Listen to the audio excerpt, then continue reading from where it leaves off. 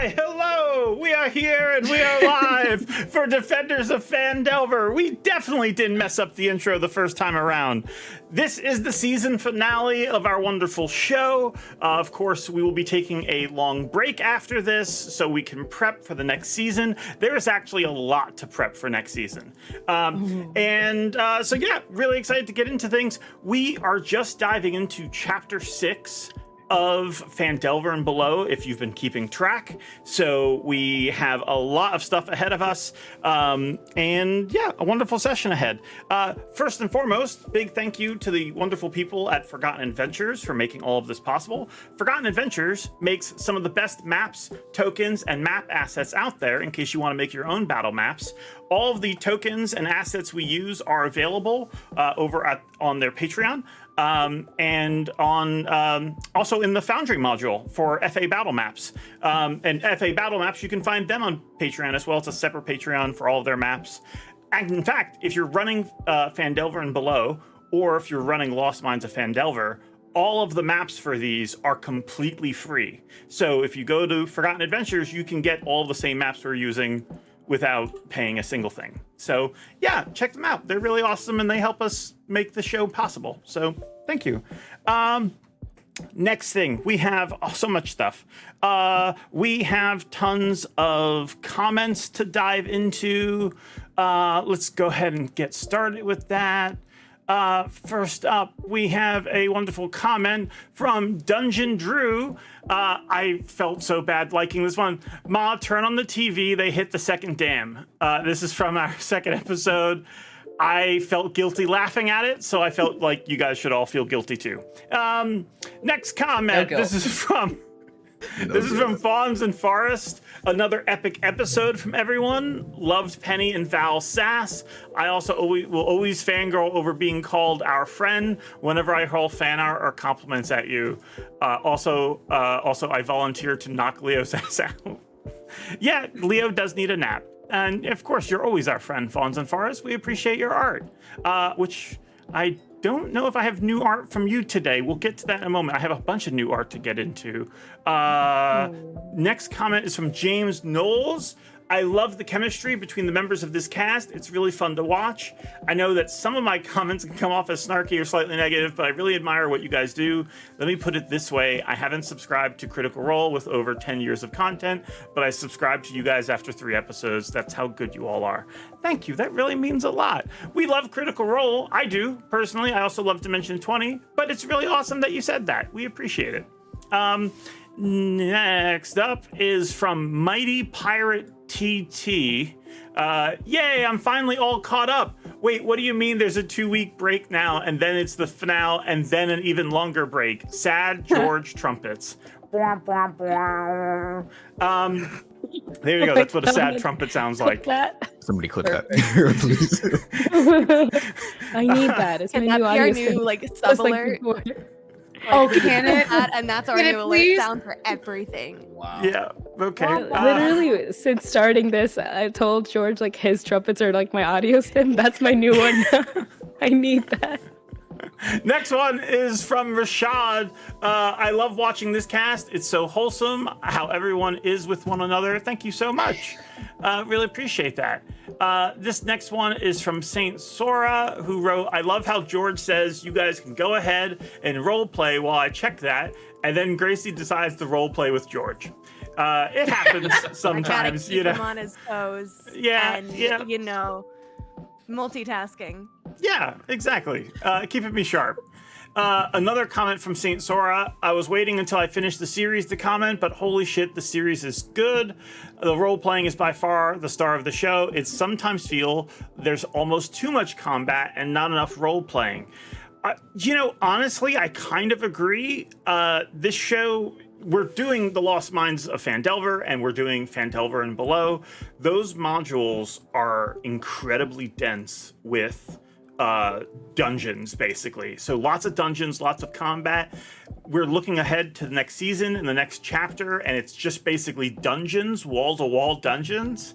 So we are looking into ways that we can make sure there's still going to be role play for next season. So keep an eye out. We're working on that. Next up is from Sildar Kitsune. another amazing episode. Love how each episode keeps getting better. Thank you very much. And this one is from TJ. I'm having fun watching the campaign and glad it got recommended. Also, the maps and such by FA are great as well. Yeah, they are. They are really amazing. We actually just released recently the tokens for our Fears and Fortunes campaign. So if you want to have those tokens and use them in your campaign, you can do that. And soon, very soon, I believe the tokens for Phandelver will also be released. And so if you want to have these characters in your game at home, you can absolutely do that. So yeah, you can find all those from Forgotten Adventures. Okay, on to fan art. This one we showed off in Fears and Fortunes, but it needs to be shown here just in case if people haven't seen it. This amazing art by Android Grace of the three fates. We have from left to right, Android Grace, myself, and of course the wonderful Karis, who makes so much of the incredible art of our characters and all that. So yeah, I absolutely love this piece, and I had to show it off again. Yes. Yeah. That's wallpaper. Yeah, for sure. I love it so much. So good. Next one, we got another piece from Android Grace. This one is of our wonderful friend Leo. Just casting a spell. It's so beautiful. I'll put it in the server for you to see later if Android Grace doesn't beat me to it. Next up, we actually showed this art last week of Bessie and the Goblin Forest, Bessie and Grimble wandering around. Lots of people, after I made the offhanded comment that Bessie the giant badger escaped with this goblin on their back and they ran away. Everyone wanted to know, what's that adventure like? And I told everybody that if we hit 2,000 subscribers on YouTube, that's your alert to go ahead and subscribe if you're watching. 50% of the people who watch are not subscribed, fun fact. So please do that. But we said if we hit 2,000 subscribers, we will do a one-shot about this. That is still true. We will do another one-shot about this, but actually we're doing a one-shot even sooner. On Friday, we will be here from 6 p.m. to like 9 or 10 with a one-shot of Bessie and Grimble. We have a couple of players here are going to be there. We have some guests that have never been on the channel before. One of those guests is my wonderful wife, Jara, who will be joining us. And yeah, really excited. We're going to be playing... We're going to have maybe some D&D elements, but we're mostly going to be playing Swamp Goblin Mysteries, or is it Goblin Swamp Mysteries? I forget which way it goes. Swamp Goblin Mysteries. Swamp Goblin Mysteries? Okay, yeah. By Wizard Styles. Yeah, it's an amazing one-page TTRPG, so we're going to be playing that to give it some cutesy element. Really excited. I also just realized that the badger, Bessie, is dressed up as Dracula. That's hilarious. I hate this so much right now. Oh, you made it so much better. It's adorable. Yeah. It's amazing. This art made by the wonderful Emily over at Forgotten Adventures. Thank you so much. And one more piece of fan art, also by Emily. This one was from inspired by our last episode of Penny and Daisy. I can't have another pet. So we're stealing the cow. We're stealing the cow. We have The party is It's trying to how steal high. the cow. It's not stealing. It's just borrowing for an extended period of time. And if the cow doesn't want to go back, then that is the cow's decision. She is grown up. Yes, they are an adult. They can make their own choices. She's an adult. She can make her own decisions. She's a grown cow. She wants to Okay. spend her time with me. That is everything for announcements. Thank you so much for all of those who gave us fan art.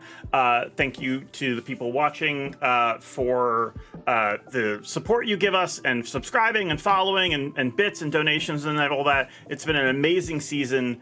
I just want to say that now, in case I don't get a chance to say it at the end of the episode. And we're really looking forward to the following seasons after this. So yeah. With that said, I'm going to go ahead and go to our intro, and we will be right back right after that. So don't go anywhere. Okay, be right back.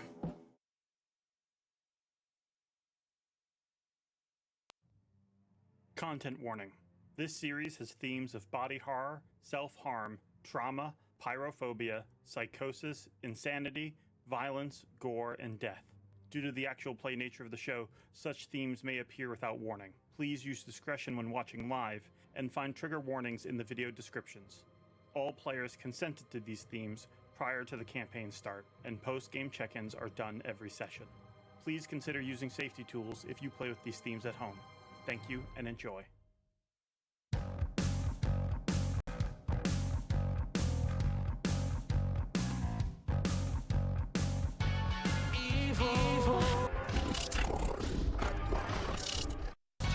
When no one's observing, you have to act, but the threat is unnerving. So little hope, tempted and by despair. It's the end of your rope, and you're all out of prayers. That's when we need refuse all surrender. Refuse when the world leaves. We have to defend her. Defend. We have to defend her.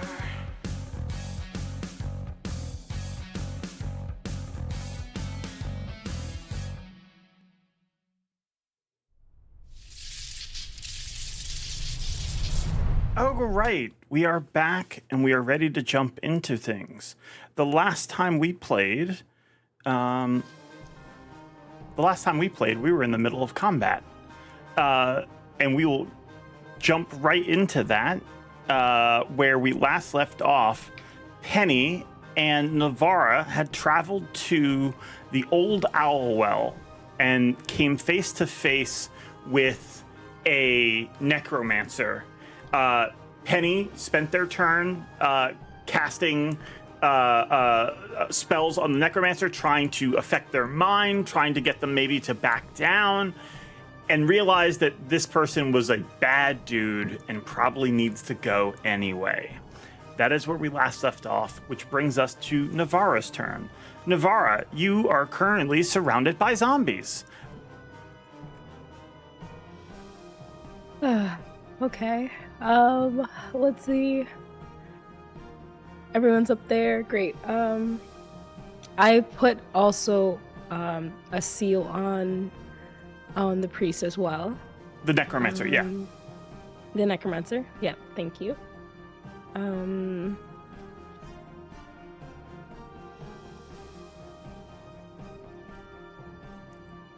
So my control undead is for one undead. Mm-hmm. I believe that's the case. What could I do to probably control all the undead over there? Just throwing that out here. I think that would require an ultimate, to be entirely honest. Well, you heard it here first, chat. Okay, so next turn I'll see you. Okay. But for now, seeing as Penny is up there with them, and they have to go through, they're going to. That was I can't remember because it's ended on my turn. When Penny attacked them last, did they get damage? No, they're still afraid of you.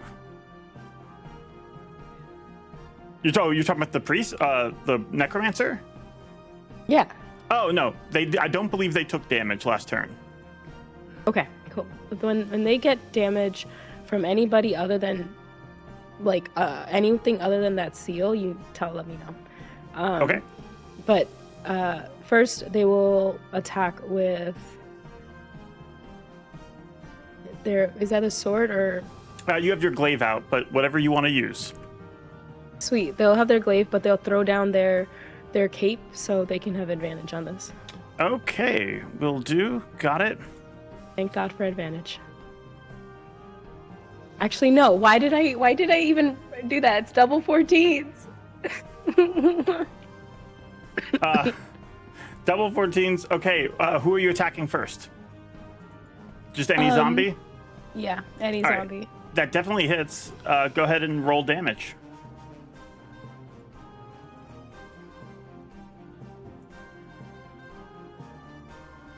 That's 11. I have 2 attacks per action. Go for it. 11 damage to the first one. Sweet. 24 for the definitely second. hits. Yeah. And let's see. Big damage.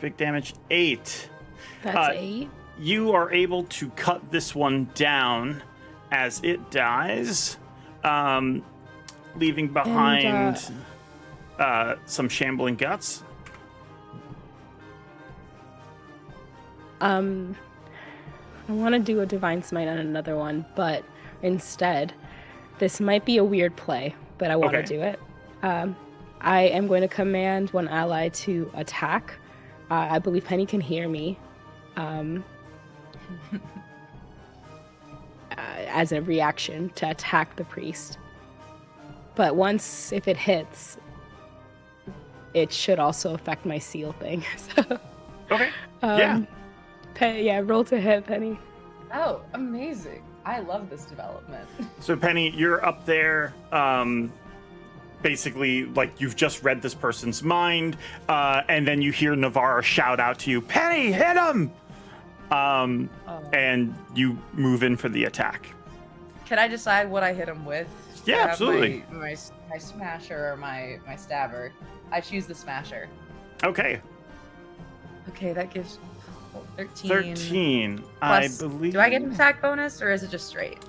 No, you do get an attack bonus. What's the bonus? Plus 7, so it's a dirty 20. That absolutely hits. They have like mage armor, but your like fleshy maul swings right through it, breaking through. Something can be said about brute force. I'm gonna figure out the damage. Could you have him roll a con save? Yep. DC 14. Okay, let's And he's see. gonna take D10 That's a plus 2. 4 plus 3. Oh, he falls. It's Prone. what? The flesh Okay. maul, topple the creature if they fail, making them prone. I mean, Let's you fucking can, go. you can be fucked up, but I'm If gonna it's a say he flesh has to make maul, he has- another con save to hit the ground. maybe it'll get him lower. Yeah. Well, because it'll knock him lower, but if he fails this con save, can you figure out the damage? Yes, it's going to be a 7 plus 3, 10 plus 4, 14 bludgeoning. 14. He has to be a DC 14 con save, or he falls. Wonderful. It as a 14 exactly. You slam him. He drops 30 feet. It's reachable. And he takes that damage, not looking great, but he's able to maintain his fly spell as he's about to hit the ground and stops himself and prepares to attack back. I believe that's your turn, Navarra? If he got a damage, he will also get. I think Oh. I put a certain amount of seals on him, but I can't remember. I believe you put 2 seals on him. Yeah. Sweet. 5. So, I feel like as a necromancer, he might be One moment. resistant to necrotic damage. He But would be. The other one. How much damage was it? Just 2?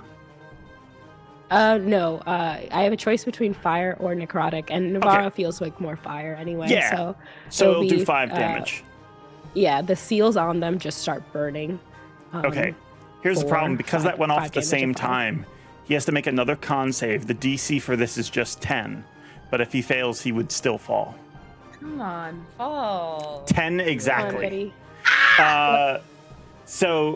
He takes another 5 damage. It does not change him stopping himself from falling. But he's not looking good. That brings us to our zombies. 1, 2, 3, 4, 5. Actually, that one can't move closer, so never mind. That one's still here.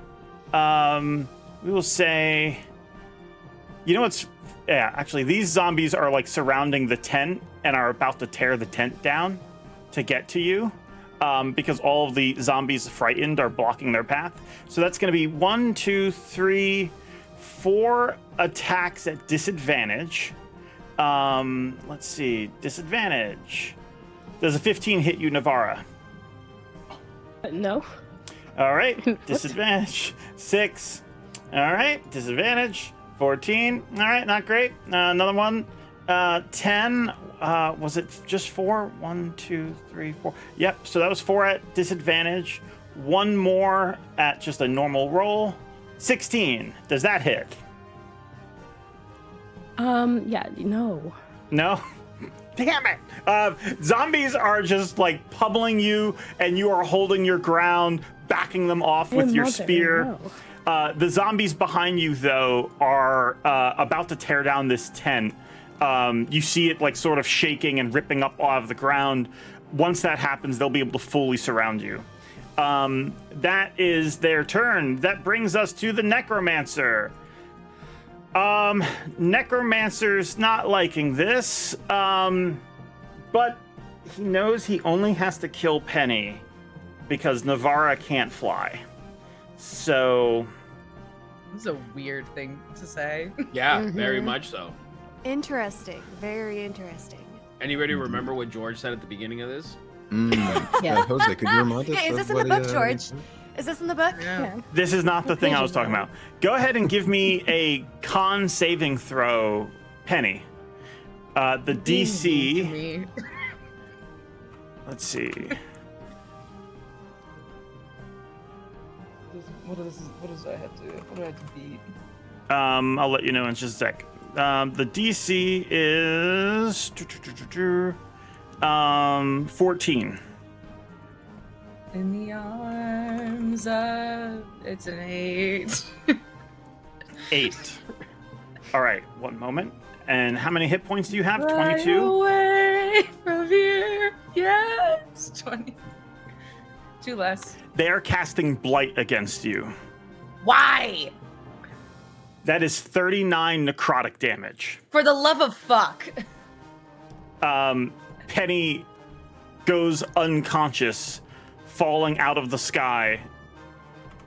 Bitch. Penny, you're 60 feet up, so when you hit the ground, you take a failed saving throw. Christ. Okay, sure. This is great. Navarra, as you're keeping these zombies back, you see this like black and green spiraling magic fly up from the Necromancer to Penny, striking them. Suddenly, Penny's wings... Actually, Penny, are you resistant to necrotic? Make sure. God, I have to check. That would be... Resistant to necrotic and radiant. Shit. All right, well, that's going to be 20 damage, so forget everything I said. Penny is at 2 HP, floating in the air at 60 feet. You see Penny get hit with this blast. On him. He's lower than me. Penny, with that, they hit you, and you, for a moment, your wings like sputter out and fade, and you drop just a little bit, but then suddenly your eyes open again. They spring back out. And this Necromancer realizes you're still in the fight. They are going to attempt to flee, flying this way as fast as they can. That puts them about 40 feet from you. That brings us to your turn, Penny. I'm still taller than him, though, right? You're still up higher, yes.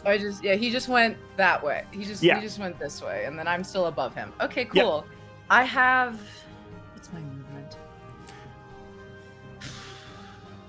Okay, no, I can make this work. I'm going to get... I'll just fly over and try to get above him. You are 30 feet away from him. Okay, this is doable. God damn.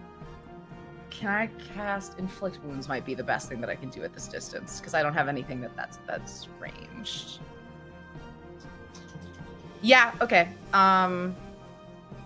I'm going to cast Inflict Wounds at him. I don't think I get any kind of ooh. Sorry, my camera went weird. I don't think I get any advantage because it's a spell and I'm taller than him. I didn't know if that would affect things. Inflict Wounds is a touch spell. Fuck me. I hate you.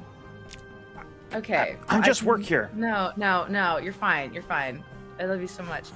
I could try to knock him again with the telekinetic propel, just down. If he's on the ground, this is going to be easy. He's not on the ground. He's 30 feet above the ground, and you're 60. I know. I want to try to get him. You want to shove him to the ground?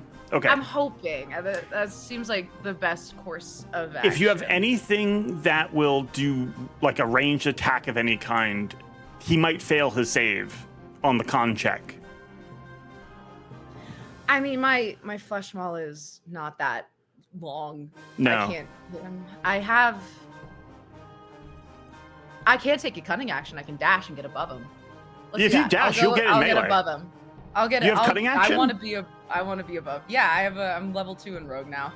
Well, if you want, that you gave me, you can be above him by like 5 feet, and that will still put you in melee if you want. But you would have to lower. Okay, yeah.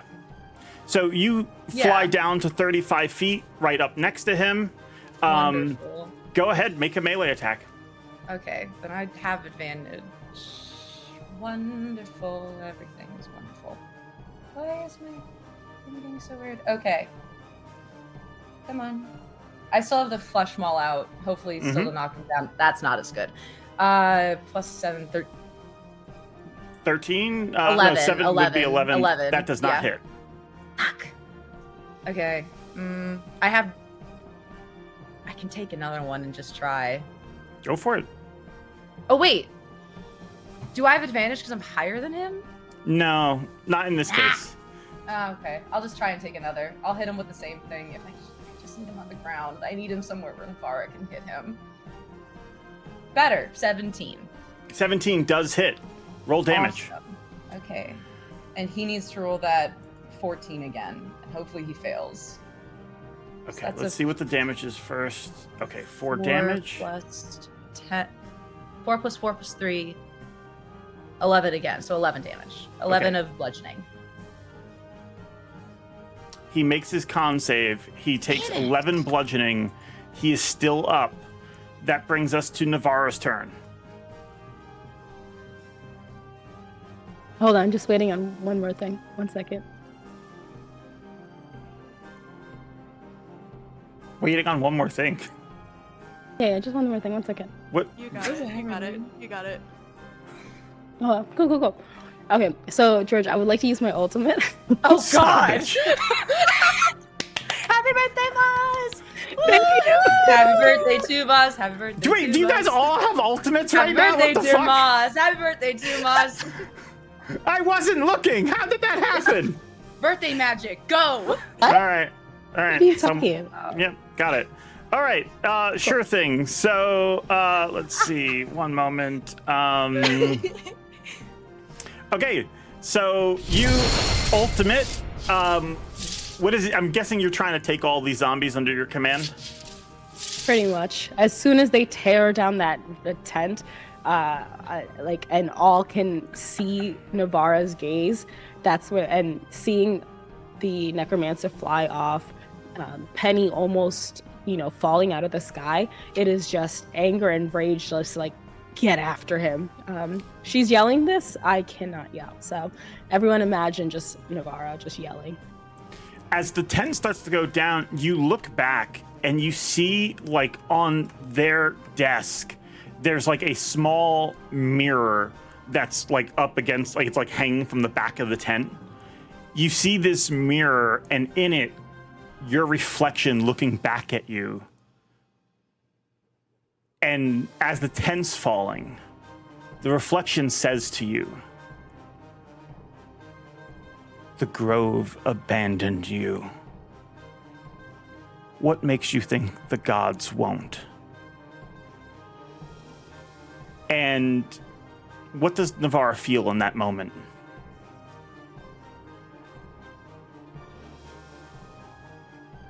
Their last, the little strings of hope that they have been clinging onto, Luceran's return, the possible chance to go back to the Grove and reclaim that spot of honor and duty, and the bereft of health that keeps her still and able to make a choice still. So she's right now looking at that reflection and nodding in agreement.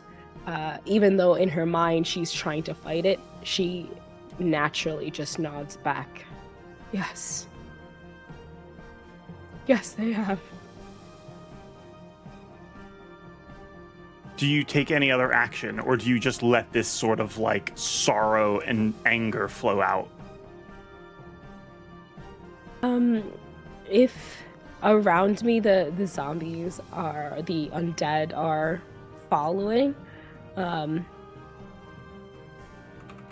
Navara has a couple of javelins, Yeah. and they're going to rush out, thinking that like the sea is parting of the undead. And I would like to throw it straight at the necromancer, if I can, because I believe the range it should be enough if I move Okay. 30 feet. Here's what ends up happening. You hear that. You nod your head, and as you nod your head, you feel that periath of health on you start to sizzle against your skin. It's not doing enough damage to hurt you, but you can feel it burning. Mm-hmm. And with that, this rage flows out of you, and suddenly all of these zombies change direction and focus elsewhere and just beeline it, full run. And as they start to run, you see the necromancer floating in the sky. Penny, you see them look down as all the zombies have turned, and he just goes, "Oh no." And as the zombies run, he's 30 feet up in the air. They can't do anything to get to him, but what they do is they run up into like a group, shambling over each other, just forming like a ramp. And you see Navara sprinting towards, running up this ramp and throwing a javelin. Navara, go ahead and make an attack. This is the coolest thing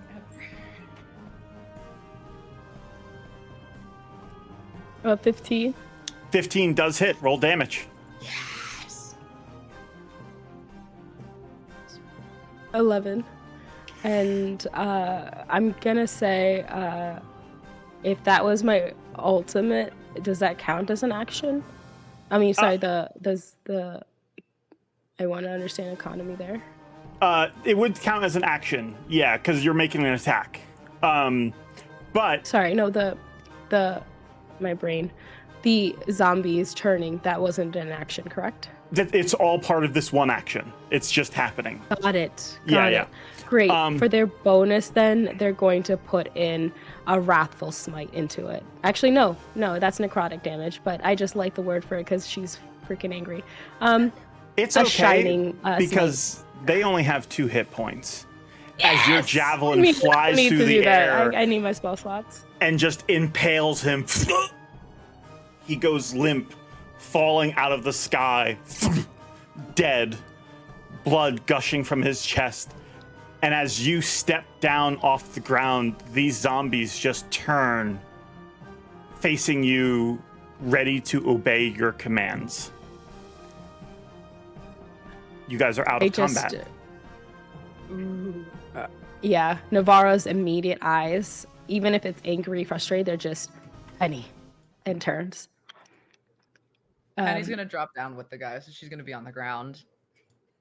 She will literally have their arms out to help you, kind of like get you on your feet.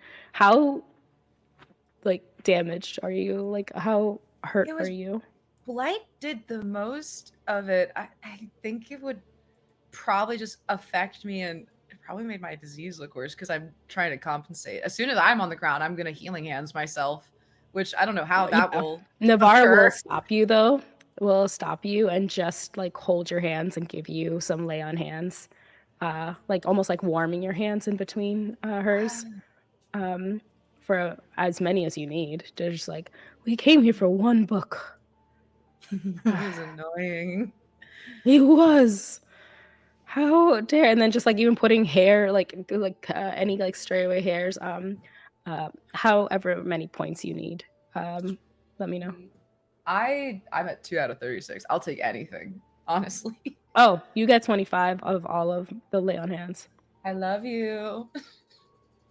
Same, I love you too. And they just like warm your hands, get you back up, and when they see the body, they're going to first apologize to Penny, but before they like say it, they realize Leo's not here, and they're like, "I'm going to search him," and then rifle through him. I want to see if he had anything in his brainstem that could be a problem for me, or I want to know if he is similar to the goblins or not, just as a check. You check, and no, there's nothing like that. He was just a guy. He was a wizard, very capable, but not capable enough. He looks so funky. Yes. I'm not familiar with this marking, or I don't understand, but if he was out for the book as well as... Oh.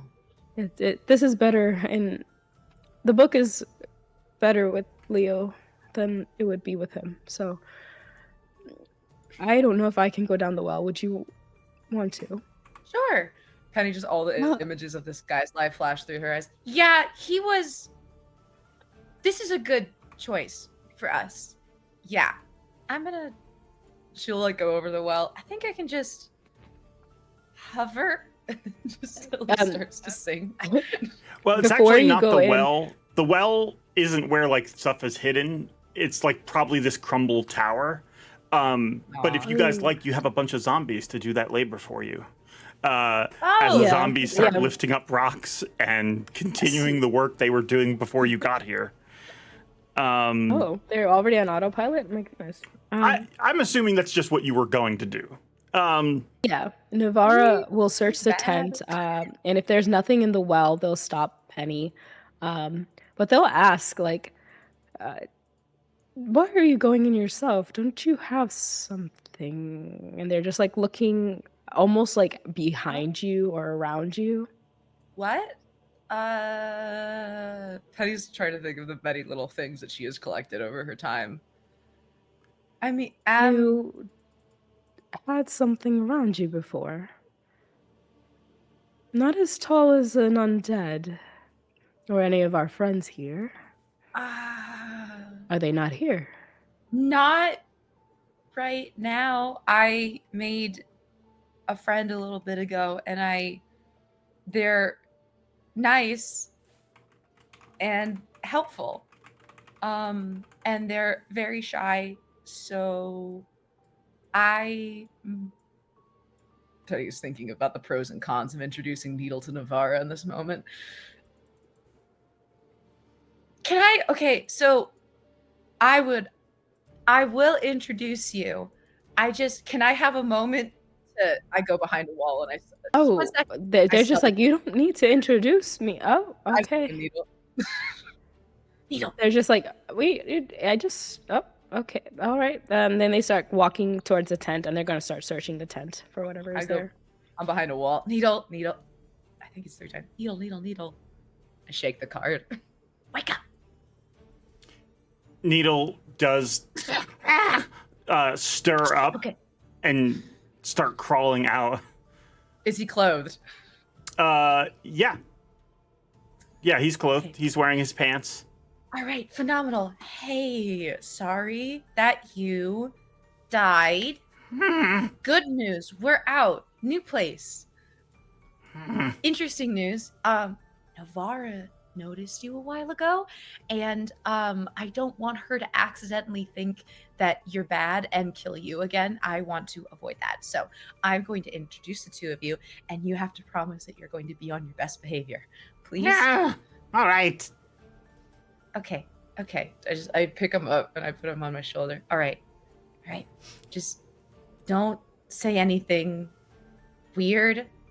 and maybe, okay, no, she'll like this. Tell her how much you hated the glass staff man. She hates him too. And I walk around the corner with the quasi, like, so this is him. Glass staff sucks Immediate- balls. Wait, no, just a second. He's like a cat. By the way, it It's a probably bigger yelled cat. this in Abyssal. Oh God. Can I speak Abyssal? I don't know. It's on your characters. Check your character sheet. Oh my god, I can. So yes, you heard that, and you heard it in Abyssal. Needle, in normal, in common, please.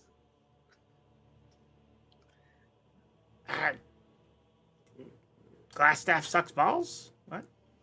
Okay, that's good. Like a little scream first, and seeing Penny walk out like Lilo and Stitch right now. This is for sure Nani and Lilo and Stitch. What is happening here? He's very friendly. Yes, like a cat. Yeah. You said.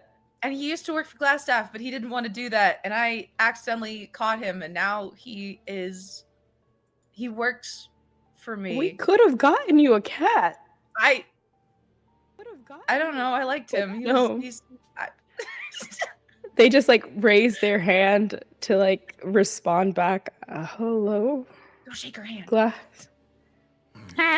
They It's hop Needle. off their Penny's back and scamper over to you and offer out their hand. Just a closet and pants. Did you make these pants? I did. He was naked before, and I felt uncomfortable, so I said that I'd make him pants. Navara's like holding together the like their face is breaking, like just slight twitches and like trying to laugh, but also like, oh my god, Leo doesn't know. No, she doesn't. You're the only one who knows right now. But he can do this. Go invisible. Goes invisible like a right trick. away. Look, he's helpful. That he is. Well, you keep that one safe. No, go back. And they're just like, okay. Well, I have no idea how you have compromised or negotiated this partnership, but I'm watching you. I think it's And because did he they wants s- hats. You want tasks? Hats, right? The first time they heard it, they're like, that face of like, okay. Second time, it fully makes Navarre break, and they're clutching onto that nightstand like, hats? Multiple? Stacked on top of one another? I promise, Needle, you did so great. You did so great. I pick him back up and I put him back, like just try to coax him back over to me. Yes, you did so lovely. This is a good job. Do you want how many hats do you want? I promised you like a whole set, but 2 hats. what kind? I can't even begin to answer this. This negotiation will happen in the background of whatever happens with Navarra. I you know get him up from a hat to a tailcoat. I'm going to Just leave it to the staring at artist this. what kind of hat they ask for, because I think they probably have a better idea about fashion for this guy. So, I think he'd look fetching in a bowler hat, but that's me. A bowler hat. Oh, I was kidding. Donna's, Like a that's little pretty small good. one, like, That's pretty hello, good. my baby, hello. Hello, my Oh, darling. jeez. Going back to the game, you guys find 125 gold in this tent. Amazing. You also find a potion of healing, a spell scroll of darkness, and a tiny present. jewel box that's worth 25 gold. Is that openable? Yeah, if you open it, you find inside a ring of protection. Ooh, Navarre's gonna. They don't have any arcana to understand this. They're gonna. Honestly, they'll just slip it on. To be honest. I got a What- spell scroll present for Leo, so I'm golden. It's like, oh yes, bribery for her to forget the fact that we went without her. Yes. Yes, and I'll ask her about this, but Let The me book. know who ends up keeping this ring, because I do have to send them an added like bonus thing it does. okay. But yeah. Beyond that, you Just go wait. surprise. The zombies dig up everything from the inside of this tower, and they eventually come out with a spell tome. It's filled with various spells. I would say both of you probably have no idea how to read any of it, but Yep. it Navarre's looks like not- something literally that, reads the book and just hands it to Petty. yeah. This is a great present. This is good. We don't tell her that I almost fell. Never. Good. She just holds the book really tight. Yeah. Okay. This is great. I'll hand her this and then I'll show her the closet. Okay. Do we go? We It's good go. to make it a sandwich. Just do the spell scroll. Yes. Spell Closet. scroll, closet, book. Yes. Build off of it. And then Yes. it'll cover That's the sins how it works. with things. Yeah. Mhm. Okay. We should Good. get back before they're worried. What do we do We with should. gestures? The horde of zombies that you now own. Are they yours now? Do they go to sleep? Well, typically I don't know how long it lasts. Typically, like it lasts for a day where I can redo the command. But since this was an ultimate, what would Navarra like do? I'm going to say that they are going to last until the end of our next session. So you can use them at the start of season 3 when we get there. Assuming you want to use them then. Yes. Oh yeah. For now they'll say for them to kind of be like watch around like a huge boundary like around the town and Nice. to hide very well, and then I will call on you in so many days, and that would be like when the season 3 starts. Okay. Penny, you would also find a separate spell book on the Red Wizard, and you can bring that back as well. More books, all the books. With that, you guys start heading back this like train of zombies just sort of following your cart at a slow meandering pace. There's like some farmer who's like, working in a field somewhere, sees your wagon pass and just sees zombies trailing behind you. Penny, hello, as you guys pass. With my little demon child on my. Great. Hi. Hello. You guys make Good your way back. harvest. Good harvest. You guys make your way back to Phandelver. Meanwhile, in Phandelver, what have the rest of you been up to? Squad. Oh, what did I say? I was gonna read into something at the end of the last episode. I think I wanted to read a bit about what I could find about the clerics of. Hang on, I have it somewhere here. Just doing some reading about what I spoke with. Yeah, the clerics of Dumathoin, the dwarven god of secrets. Yes, and like anything about that area. Well, actually, why is this thing? There we go. You go ahead and give me an investigation check. Okay. So I was doing this instead of taking a nap. And I should have taken a nap because I was a nat 1. Not I'm great. still rolling low. I'm still sick, guys. You do have your portents from last time. Yeah. Okay. Yeah. Actually, yeah. I'm gonna use a portent and roll a 7 plus 9, so it's a 16 instead. You're like just moving your hands over your bookshelf, and you go to grab one book, and your mind flashes to a memory from a dream of you reaching for a different book. So you grab this one instead. And as you do, you open it up, looking inside and researching, you find that there is what your most likely best bet is to find a cleric or priest of Dumathoin, because really the thing you guys need, what you remember talking to Gwyn Orsong about, is the place where you guys need to go next. It is likely sealed, and only a priest of Dumathoin would know how to get in. Again, this is a god of secrets, so it would be extremely difficult to figure it out otherwise. But what you start looking into is that the best bet is probably to find a corpse of one of these priests and be able to cast Speak with Dead on them. Then you can get them to tell you whatever secret you want. The question is, where can you find one of those?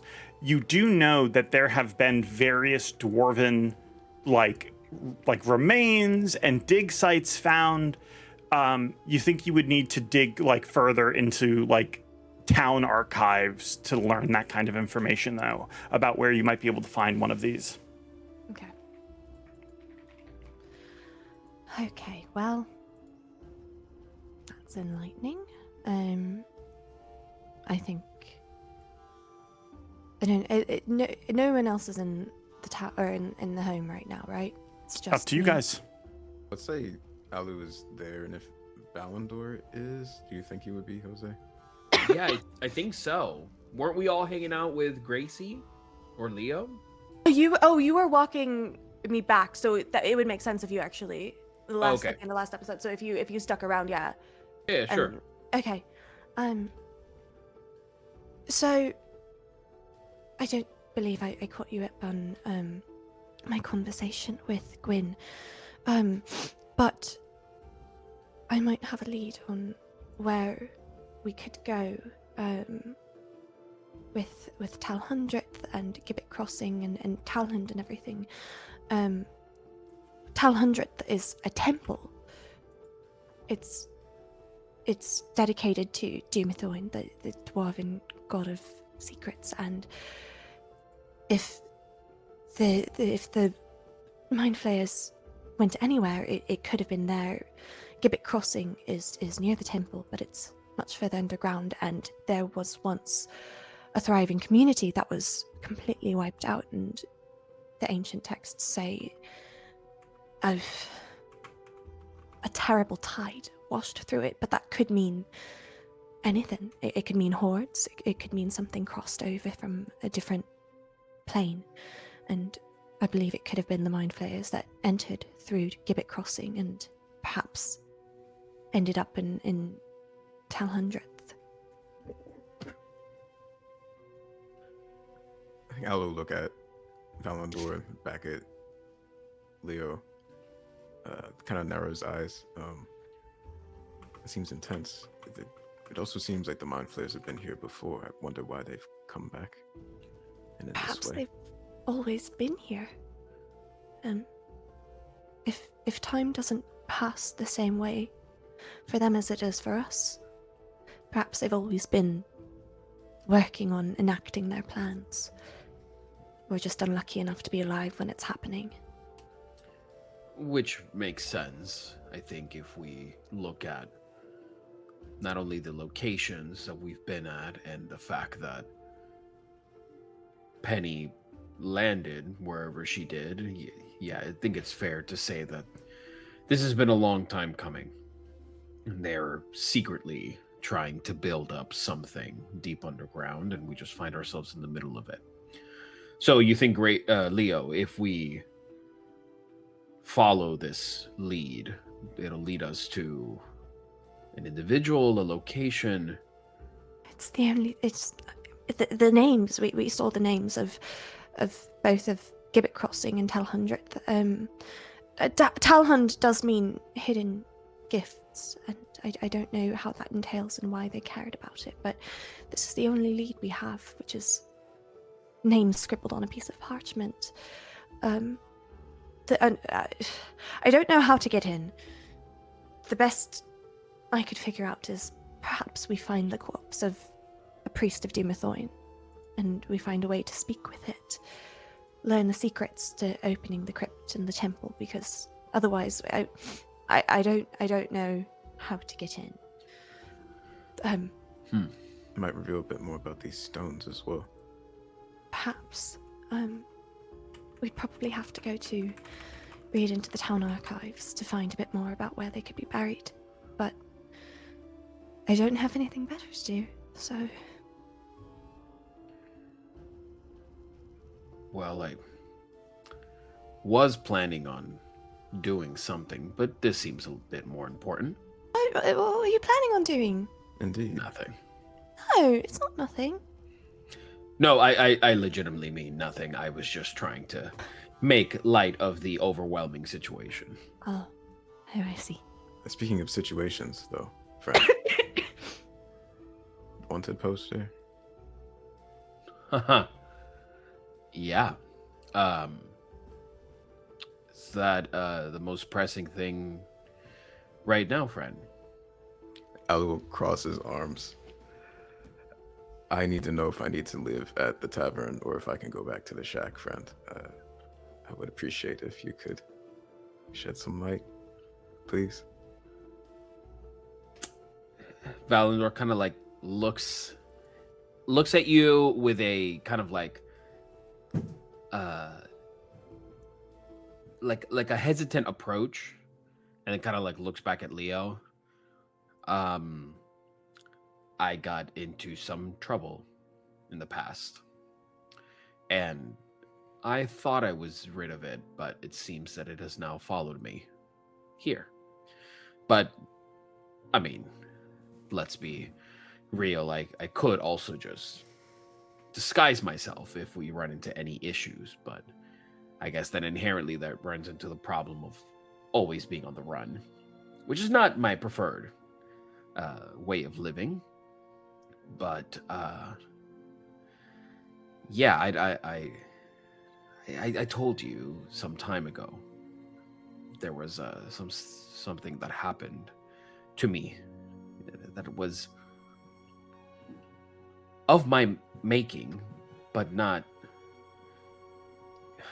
Damn it, I don't know why I speak in riddles. Okay. When I was younger,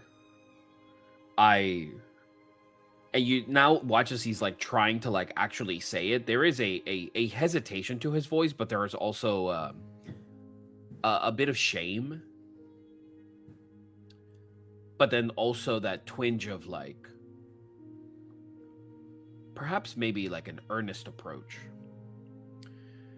He's like, when I was younger, I had nothing.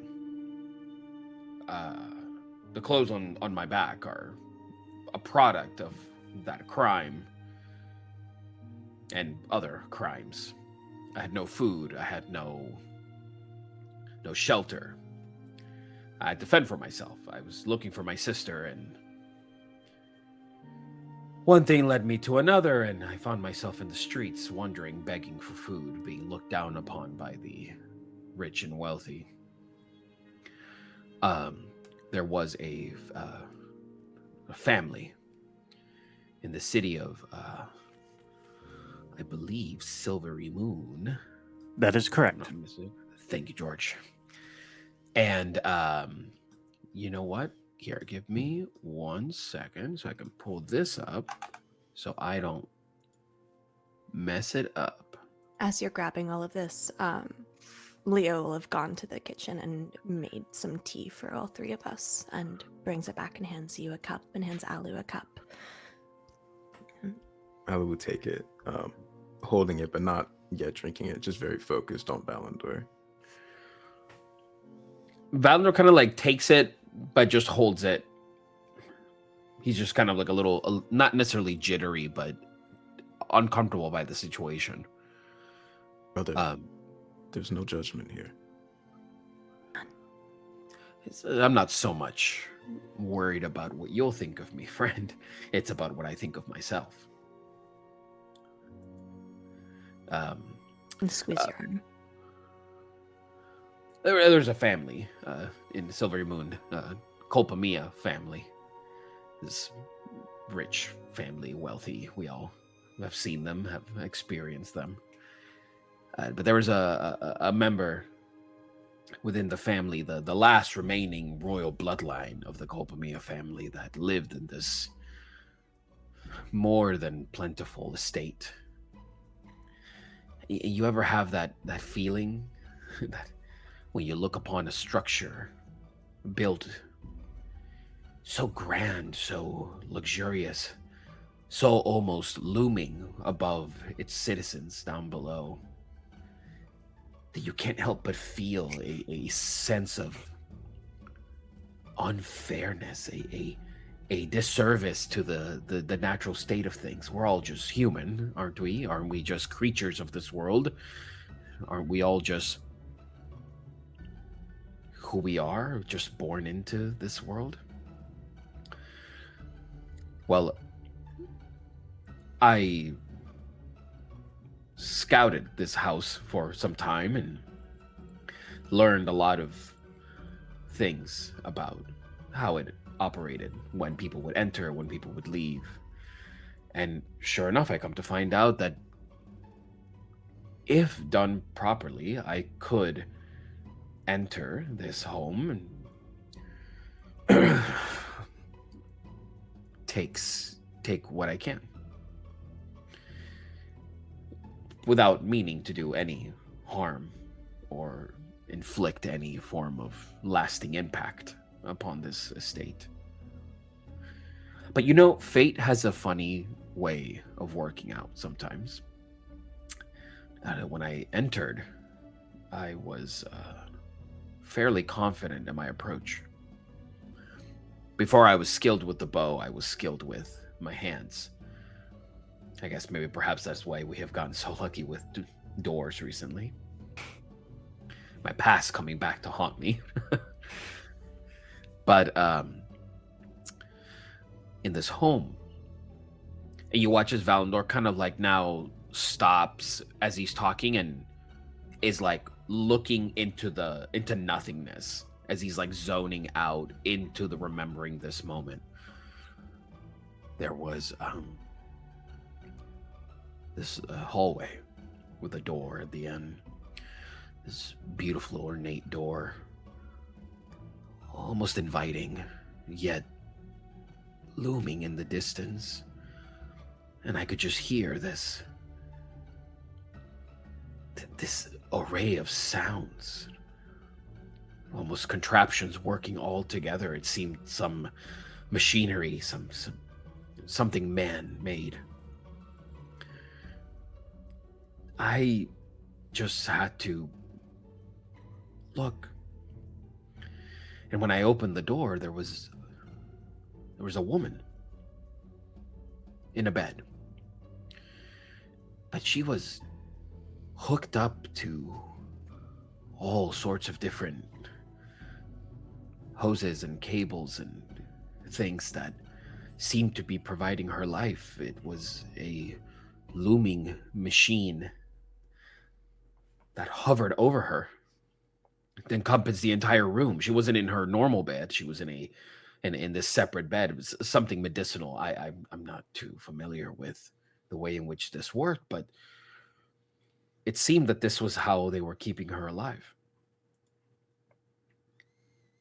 And I was very scared. I knew who I was looking at. This was Miss Noelia Colpomia, the last remaining member of this family. But all the stories, all of the recon that I did led me to believe that she was just out and about like the rest of us. But in reality, she had been cooped up here. Who knows for how long? But being kept alive for wealth, for longevity, for the bloodline, I have no idea. So I walked over. And it wasn't about me trying to find an approach to take what I needed. I was genuinely interested. She had a big glass bowl above her that seemed to have been running dry, with a pitcher of water next to it.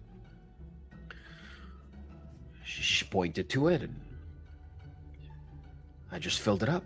I thought I was doing what I could. But when I did, it was unlike anything I had seen. She almost like rejuvenated herself. Her skin came alive. It was almost as if I was watering a plant. It allowed the machines to keep working as they were. Steam filled the room. It was overwhelming, to say the least. And then I saw it. I saw this ring. And then Valandor like lifts up his hand, and you see the ring with like a purplish gem on it. It was on her finger. And I don't know if she could see me. She could definitely know I was there. And something hit me. This duality, this split. I like to think that I changed from Thalion to who I am now when I saw Penny. When the darkness took over and changed me into who I was. But I think in reality, I changed in that moment when I took the ring. It seemed so valuable. I just saw how much I would be able to overcome all of the darkness and horrors that the streets hold for the average folk, that no one cares to look at or bother with. So I took it. And when I did, she began to shrivel. Her skin began to wither, turn into an ashy gray. What I thought the machine was doing was in some part true, maybe keeping her, sustaining her, but it turns out it was the ring. Within seconds, she grabbed me. She asked me, why? And no matter how much I could hear my stomach in my head, no matter how much I could feel the burden of my class weighing on me, the sense of loneliness, no family, no parents, no siblings, I couldn't answer. And then she withered away. She melted, she burned like ash. And it all happened so fast. Someone burst through the door. I saw a window and I ran. I had to go into hiding for some time. And then I went back to the Underdark, which is where I met the person we know as Penny, or at least in the form in which I encountered her the first time. I was trying to build a life for myself at that point, or trying to be a better person, whatever that looks like. And then it seemed like the world wanted me to fulfill that promise. The universe wanted me to actually change. So I came here. And I've been trying to defend Phandelver as much as I can. So the poster that you see is of a person long gone, no longer with us. A memory deep within my mind. But a memory that lingers, nonetheless. So yeah, friend, that is what is. As Valandor finishes, what is his body language like? Now it's a little bit dismissive, more as in like not choosing to acknowledging what was, but perhaps trying his best to just move forward. So perhaps a bit dismissive. Alu's going to put the cup of tea down on the table, maybe in a teacup or little saucer, and just walk up to Valandor and take his arms and just put them up to the sides of his biceps, just like as if he's trying to hold them in place, but it's a very soft touch. Thank you. I can understand the guilt, shame, but you have so many lifetimes to live to make right whatever you think you need to make right. But do not think you are irredeemable. You've been a good man the entire time I've known you. And I'm sure you'll continue to be so. And true, maybe these words will mean nothing to sway the thoughts that are in your mind, assumptions you've made about yourself. That's fine. I can't make you think for yourself, but in my mind, when I think of Valandor, well, I don't care what your opinion of him is. He just gives him pats on the side and takes a step back and gets his tea and takes a sip. Valandor then, like, as you're like turning away, catches you, and there is now like perhaps like a slight swelling in his eyes, and he just says, I didn't know it was going to kill her. I didn't know.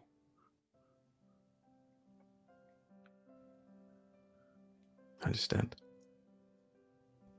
Your Think of this situation now. wasn't your making. Leo's moving over and also giving a hug at the same time, seeing the tears.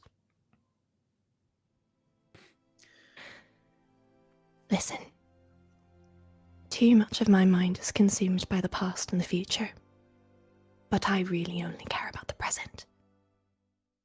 Okay? And the man I know is the bravest protector out there. Okay? You've stood up for so many people. Stood up for me, Penny. That means the world to me. Okay? So if you won't be kind to yourself, we will for you. Indeed. Well, that's really nice to hear. I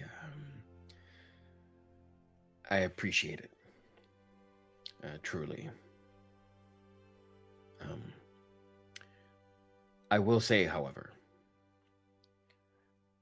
if the situation presents itself where by some means someone does come looking for me, and it is everyone's safety or my own, I regret that I unfortunately must play the hero type here. You have to choose, and you have to choose wisely what you will do with the information that I have given you. And believe me, there are no hard feelings, nor any resentment that will come from that decision.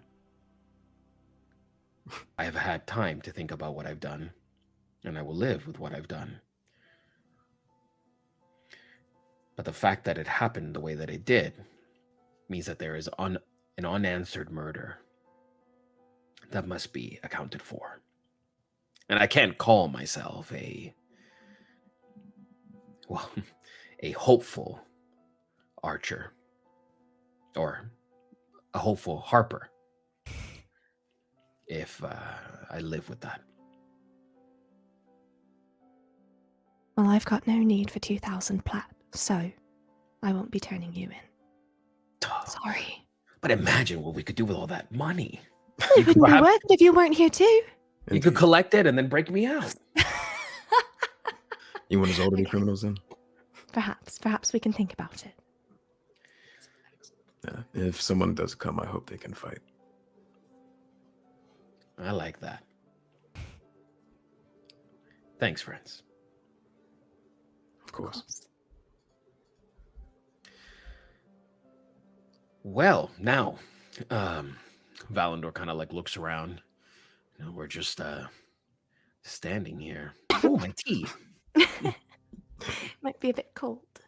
I can warm it up for you if you'd like. Oh no, it's quite all right. Touches it instantly. You can see that he's like a little turned off by how cold it is, and he's like, okay, it's quite all right. Prestidigitation to warm it up a bit. Thank you, Leo. Of course. Well, with that off of your chest, if anyone would like to join me in the archives to try and figure out where we could find a priest of Dumathoin, I think I might head over there in a moment. You're welcome to bring your tea with you. You know what, actually? There's one crime that you need to answer for. Val. Oh boy. Valandor looks at Alucor like, what the? Alucor's sipping his tea like, I don't know. There is one crime. I nearly forgot about it. And it's the one of the bowl I gave you the day that we met. My favorite bowl. Alu turns around. Oh, that's at home. It's Is that home? Have you been yeah, getting some good use out of it? At the very least, it is my favorite. Yes. Yes? Definitely. No. Did you at least don't- enjoy the stew? Yeah, no, the stew was great. I didn't want to use. I needed to return it. Right. Give But I me didn't wanna deck use it saving in the- throws for Val and Alucor. What? Oh? Dexterity saving throws. All right. The DC isn't high. I got a 7. 15. Alucor, they're all talking. You are just thinking about that weird bowl in Val's shack that you dropped at one point, and it just has like a chip in it now. Just like sweating there. Nothing else. That's all. Everything's fine. If it was lower than a 5, it was going to be broken completely. So. Oh. Okay. Would I know that Alucor did that? You probably don't. I'm guessing not, because again, Perfect. the bowl has not been the top priority for you guys. Great. So I'm a don't know, it murderer really should be. and a liar. That's fine. Perfect. Then yeah, I'll just kind of tell Leo like, yeah, I just wanted to keep it as actually with the roles that we have that the audience knows, but we don't. I'll say, yeah, no, we just wanted to keep the bowl as prestige as possible. We wanted to ensure that it was never broken or cracked. So I've only used it the one time. Have held it on the kitchen counter. Wonderful. Even made a point to tell Alucor to be very careful with it. Oh, yes, indeed. That's so kind. Well, I mean, if you both really like it, you're welcome to keep it. I just, I'd given you my favorite bowl in the hopes that you would come back so I could learn more about you, because this was when, remember, you were stealing apples and you didn't want to come inside. Yeah, right, Yeah. right. Well, then I will make it a point to return it, Leo. Okay, great. Then you can be absolved of that crime. Oh, good. I was scared for a moment. I'll look over to Alucor. Alucor just turns around and starts shaking him. Just clinking. Yeah.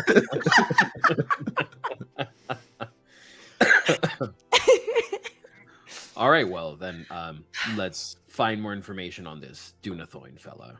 Wonderful. Indeed, I'll join you. Great. Okay, you guys head over there. Give me just one moment. As you do, let me just see.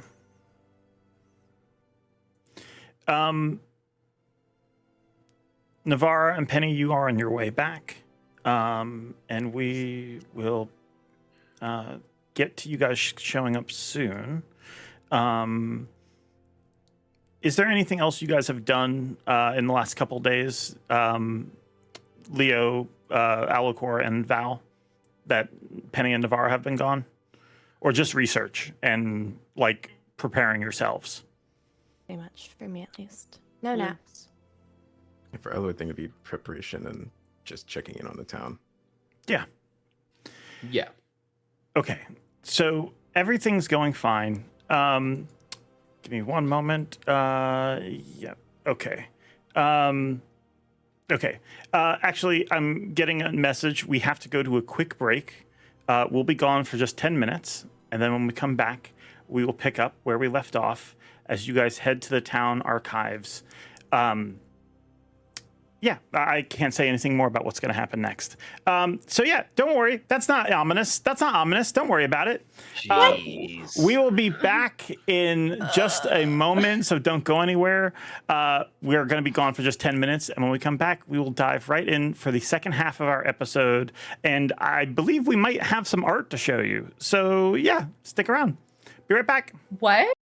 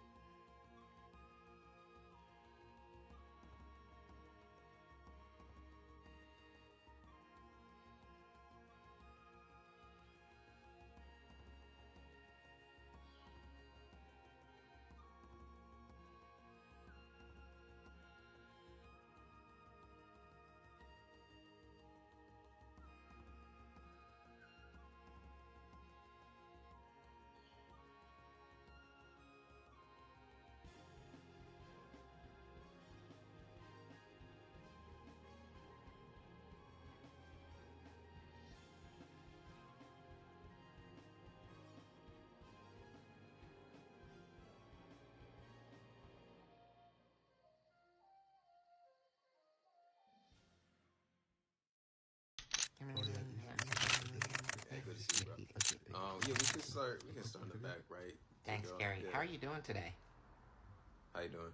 Awesome. How are you feeling going into the season finale of Defenders of Phandelver? What are the thoughts, the emotions right now? Yeah. You know, I'm excited. I'm excited. We took a week off. We're gonna get back in the mix. I'm just happy to be rolling dice with these people again. You know, we got a great table. It's a great cast. It's a good group of folks. So, you know, I'm looking forward to playing. And you know, it's gonna be fun. It's gonna be fun. And anything that you're looking forward to in this session, anything that you wanna see accomplished? Yeah, you know, it's gonna be RP heavy. It's gonna be role play heavy. There's some pretty intense conversations that still need to be had across a few folks in our party, and I'm looking forward to seeing how those play out. You know, I mean, there's 2 party members who are currently in combat right now, and nobody knows where they are. And I think it'll be fine. You know, I think everything will be fine. The sorcerer's got 20 hit points, but she's tough. So I think we'll be okay. But yeah, I'm looking forward to the role play. It'll be a good time. Yeah, we can do the back left over that way. Thanks, Carrie. Good to see you. What's up, bro? You've been playing a druid in 2024 D&D. How you been feeling? How's the experience been for you in this campaign so far? Yeah, you know, this might be, you know, kind of a hot take, but I know some people weren't really happy with the changes to druids in 2024. I was looking forward to playing a druid in 2024. You know, maybe I'm an outlier as far as the general population of druid players goes, but, you know, I've been having fun so far playing Circle of the Land. You know, I'm sticking to Arid Land for thematic reasons, for flavor reasons, but yeah, it's been a fun time. You know, I like being able to talk in wild shape. That's cool. You know, there are other benefits, of course, but, you know, I think the spell selection I've had so far has been nice. I feel potent in combat. I feel useful outside of combat. So it's been a good time. You know, it helps. I got some items that make me a little bit more viable, too. So it's been a good ride, but yeah, I've been enjoying myself. Okay. Yeah, we'll go. Yeah, Death Center. Go ahead, bro. Thanks, Gary. Question for you on romance at the table. Lucerin, Navarra's partner, is now in the picture. How is Alucor feeling in this moment? What does he feel about Navarra? Yeah, you know, it's interesting when you starting to crush on somebody and their partner comes into the mix. You know, it's you know, Alucor is feeling. He's not upset necessarily. I think there's a little bit of like a reeling at the start. You know, seeing them kiss in the middle of combat, mind you, but. You know, it's cool. It's cool. He's you know, mature enough guy, and I think you know, The partner seems fine. He seems like a nice dude. He's doing a favor for Alucor as well, you know. So, you know, cleric of Ilmater, very selfless, very giving. Yeah, there's not much to dislike. Also extremely handsome. I could do one more. I could do one more and I'm out of here. Thanks, Gary. So, going into the final session, is there anything new you're doing to prepare? How are you getting ready for this one? Yeah, it's nothing really different for me.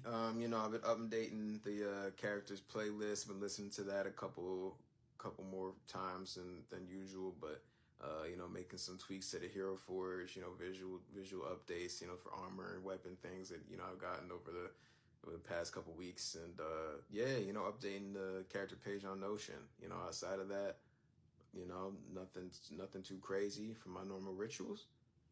But you know, I'm looking forward to, you know, I'm just looking forward to getting back into it, getting back in and playing. So that's all I can say. But yeah, that's all I got. All right, y'all. Appreciate y'all. Catch y'all on Sunday, and yeah, y'all stay safe.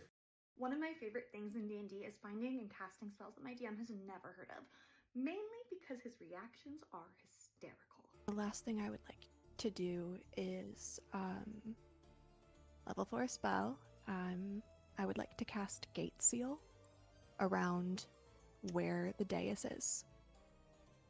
One moment. I've never even heard of that spell. What the hell? Cast it, Gracie, before he looks it up. Level 4 Abjuration. You fortify the fabric of the planes in a 30-foot cube. You can see within range. Within that area, portals close and can't be opened for the duration. It's 24 hours. Spells and other effects that allow planar travel to, or open portals such as gate or plane shift fail if used to enter or leave the area. Fuck yeah! That's what's up. Yeah.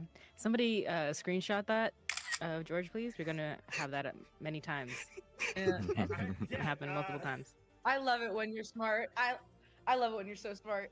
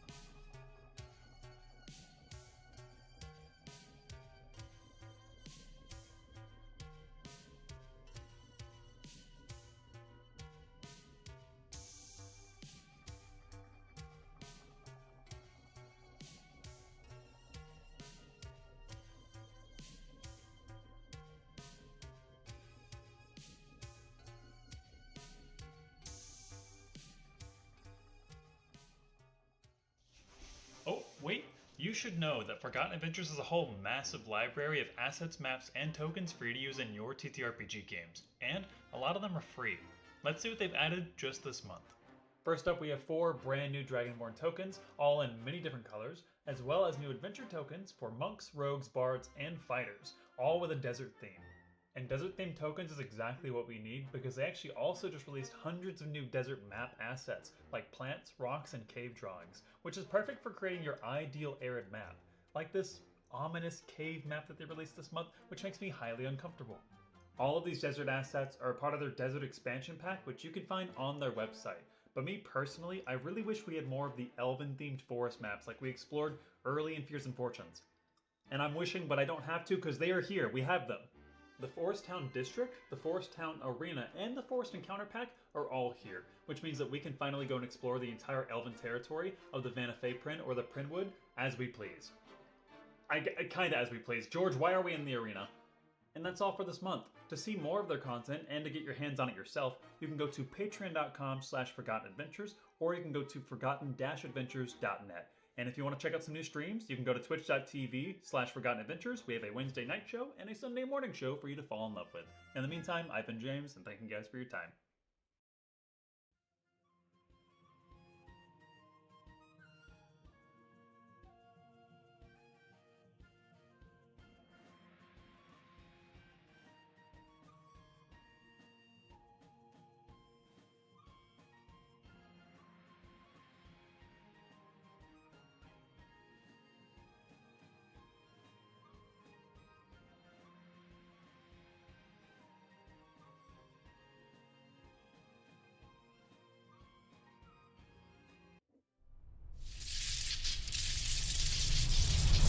Hi, hello. We are back for the second half of our episode. Before we dive in, I was given some fan art that showed up in the middle of the episode. Remember when we were talking about fan art and I showed this amazing piece by Android Grace? And, you know, it's like the 3 fates. We're having a moment a little bit like that. Android Grace and Karis, while I've been running the show, they have been working on something for some time that they never told me about. And now it's showing up in the middle of the episode.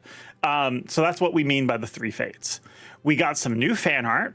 I am going to show that to you in a moment. But this fan art was made by both Karis and Android Grace. Android Grace had a vision of a bigger piece and needed to work with someone to get it done, and her and Karis worked together, and it's really great. I can't tell you more because I want you to just enjoy it when you see it. Okay, here's the fan art.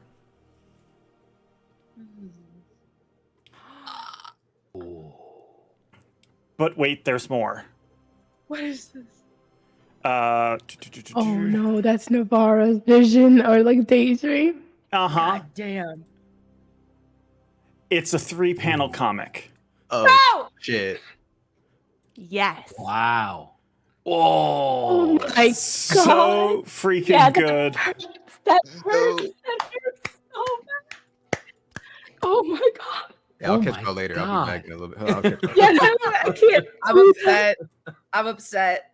Wow. I need that. Oh my god, I need to cry about that. That's exactly how I envisioned that. That was so good. So, just in time for your birthday. Happy birthday, Maz.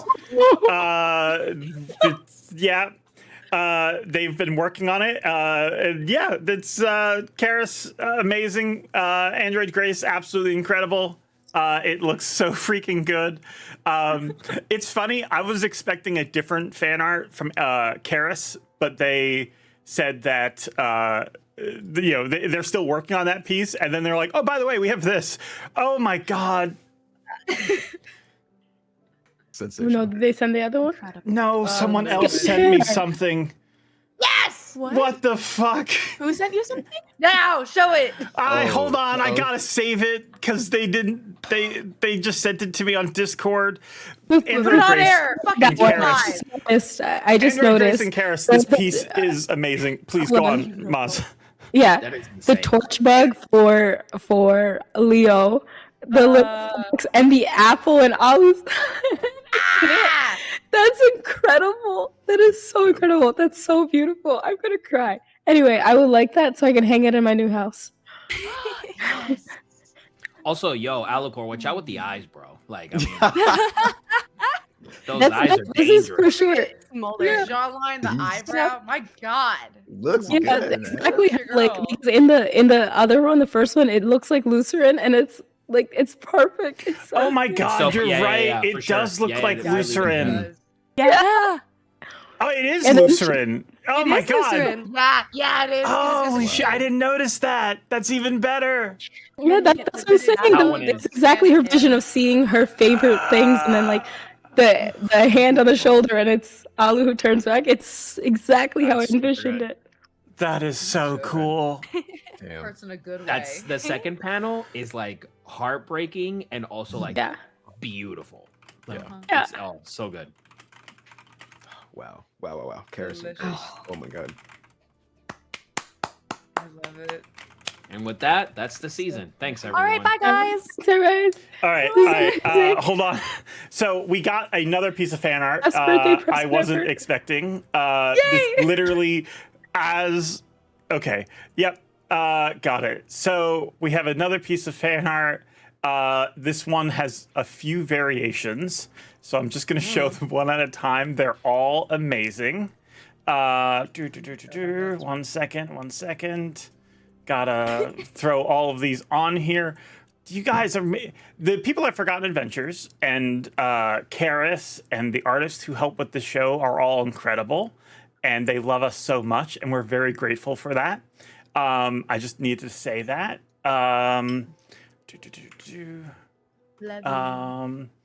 And yeah, they give us amazing treats like this. Okay, I'll just show you guys the first image. This piece is by Levi Gosa from the Forgotten Adventures team, and it's Oh, that is awesome. Levy, you're so talented. Levy. so good. And it comes in variations as well. Let's go. Oh, that is so Oh good. shit. Oh my Oh, I'm God. obsessed. And this one's It's just even a little terrifying. bit more devilish. I like that one. That's my favorite. Aspen Hotel, so good. Yes. And then there's this one, which is very much a different style, but oh my God.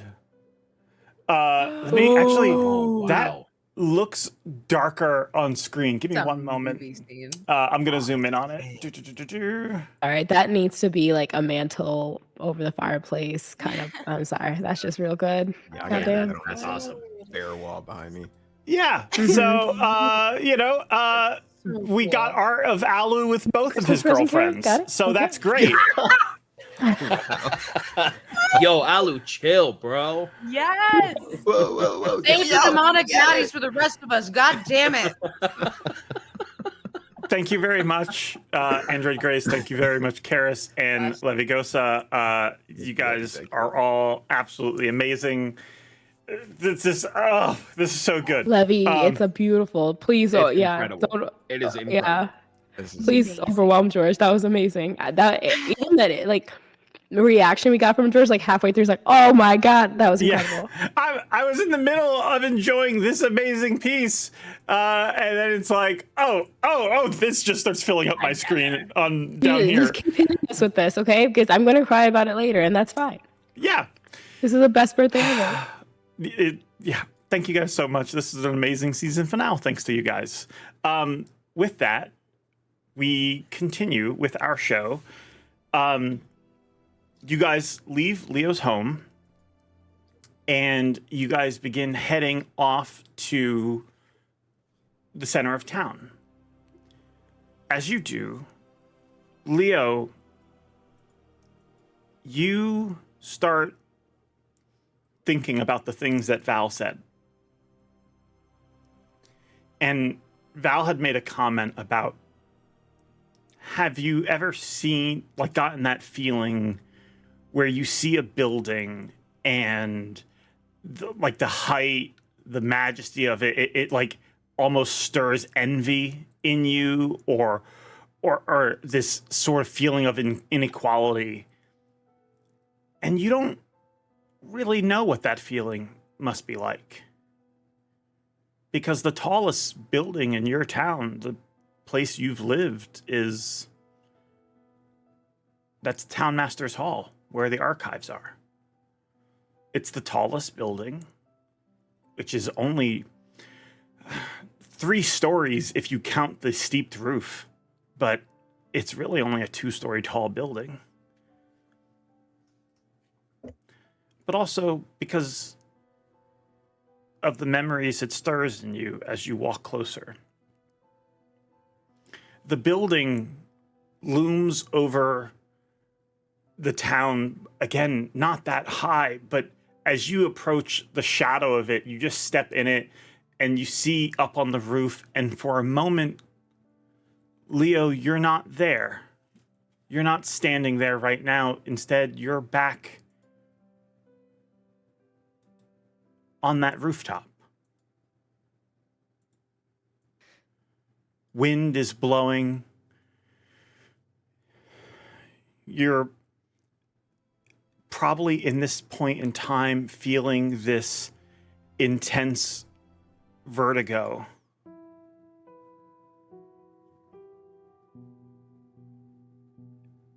As a child, you have never been this high up before.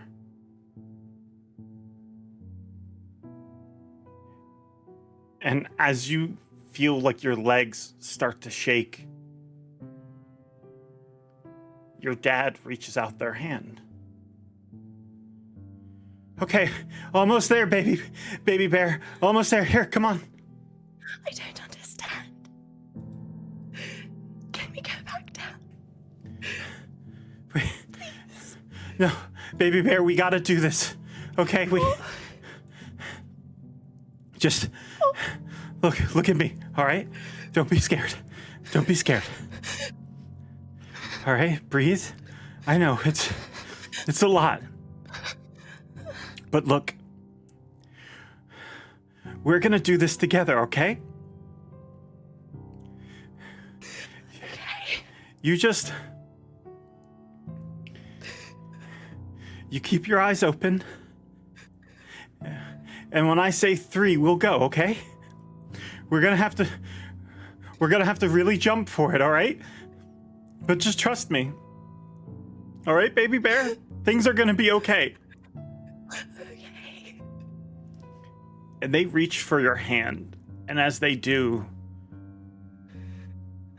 it's like they completely miss where your hand is. Your hand reaches up to theirs, and they sort of like just grab onto air and step closer to the edge. You're standing right now on the top of this steepled roof, sort of just balancing on the hay and thicket that make the roof of the Town Master's Hall. 1, 2, 3. Your father jumps.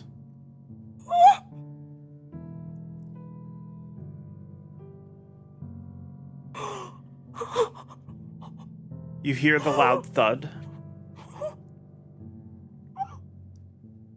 You hear commotion in the town. Your legs might go out from under you. What is young Leo feeling in this moment? I don't understand. Why? He never explained. None of it made sense. I want to go down. I want to go home. I can't get down. I don't know how to get down. Eventually, other members of the town climb up, and you actually remember Sister Ghelfi, much younger than getting up to the roof, behind her, holding onto a ladder, you see some of the other people in town. I think you see Ramble standing on the bottom of the ladder. And as she gets up there, she starts helping you down, gets you to the ladder, and at the top of the ladder, you see, for the first time in your life, you see Gundren, who reaches out their hand to help you down. And you guys climb down the ladder.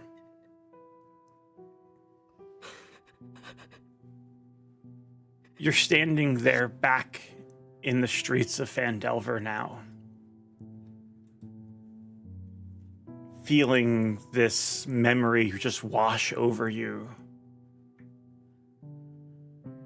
It's much like the skies above Phandalin, it's dulled. The hurt from when you were young, it's still there, but it's just muted like the blues in the sky.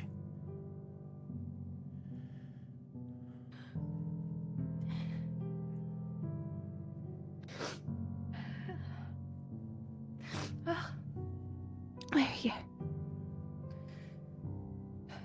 Shall we go in? You guys might see or notice this sort of like silent sadness, this like weight that Leo's carrying as they walk into Town Master's Hall. You probably, I imagine Leo's not breaking down crying at this moment. Are they? Or No, but there are tears welling up in her eyes as she walks forward to head into the Town Master Hall. Just carefully stepping almost in a curved pattern.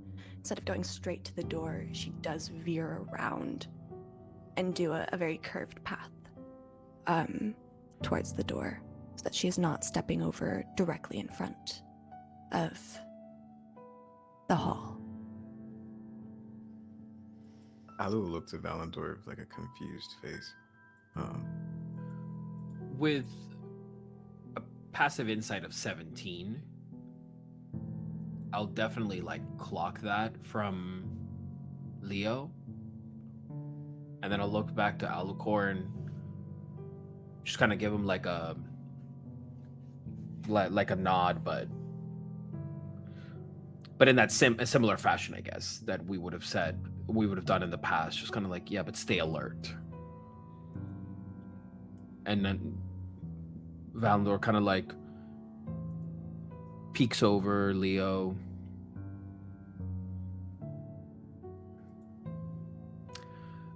It's just Town Master's Hall. Yes. Nothing to be afraid of. Shall we?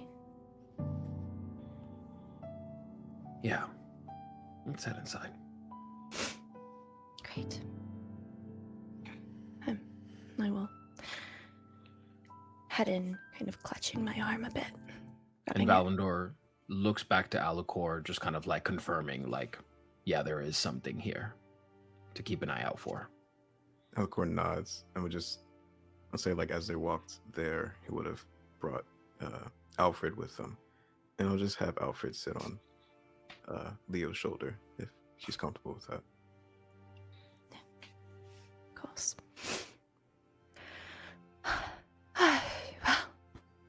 Well, we are looking for priests and clerics of Dumathoin, so let's get looking, yeah? Absolutely. Great. Go ahead and make a history check. Do not screw me over, D&D Beyond. Oh, that's better. That's a 25. 25. Hallelujah. Just needed a bit of trauma to fix my rolls. You heard it here first, folks. Trauma is the spinach to Leo's Popeye. Oh my god.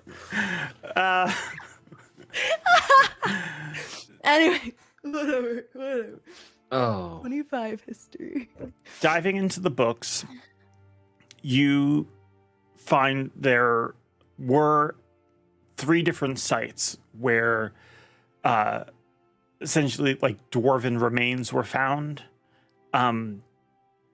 You think you found one, it refers to a man's home, and their surname, this sort of like the family name, indicates like the word hidden. And like it's some like trace to the root dwarven word for that. And it's not far from here. It might be like on the other side of town, but that would be the first place to probably look. The other thing you have that you might want to check here is you have those written, the shrine that you guys found. It had deep speech on it. Yes. If you'd like, you can make a investigation. I would say, investigation check. To look into those. Great. 14. You are able to, being here, you're able to find a little bit more in terms of selection on books that can decipher deep speech, which you recognize that's what it is. It's a language and a script that partially based in Elvish, but it's largely spoken by aberrations, things that do not and should not exist on this plane. Give me just one moment while I pull that up. The notes.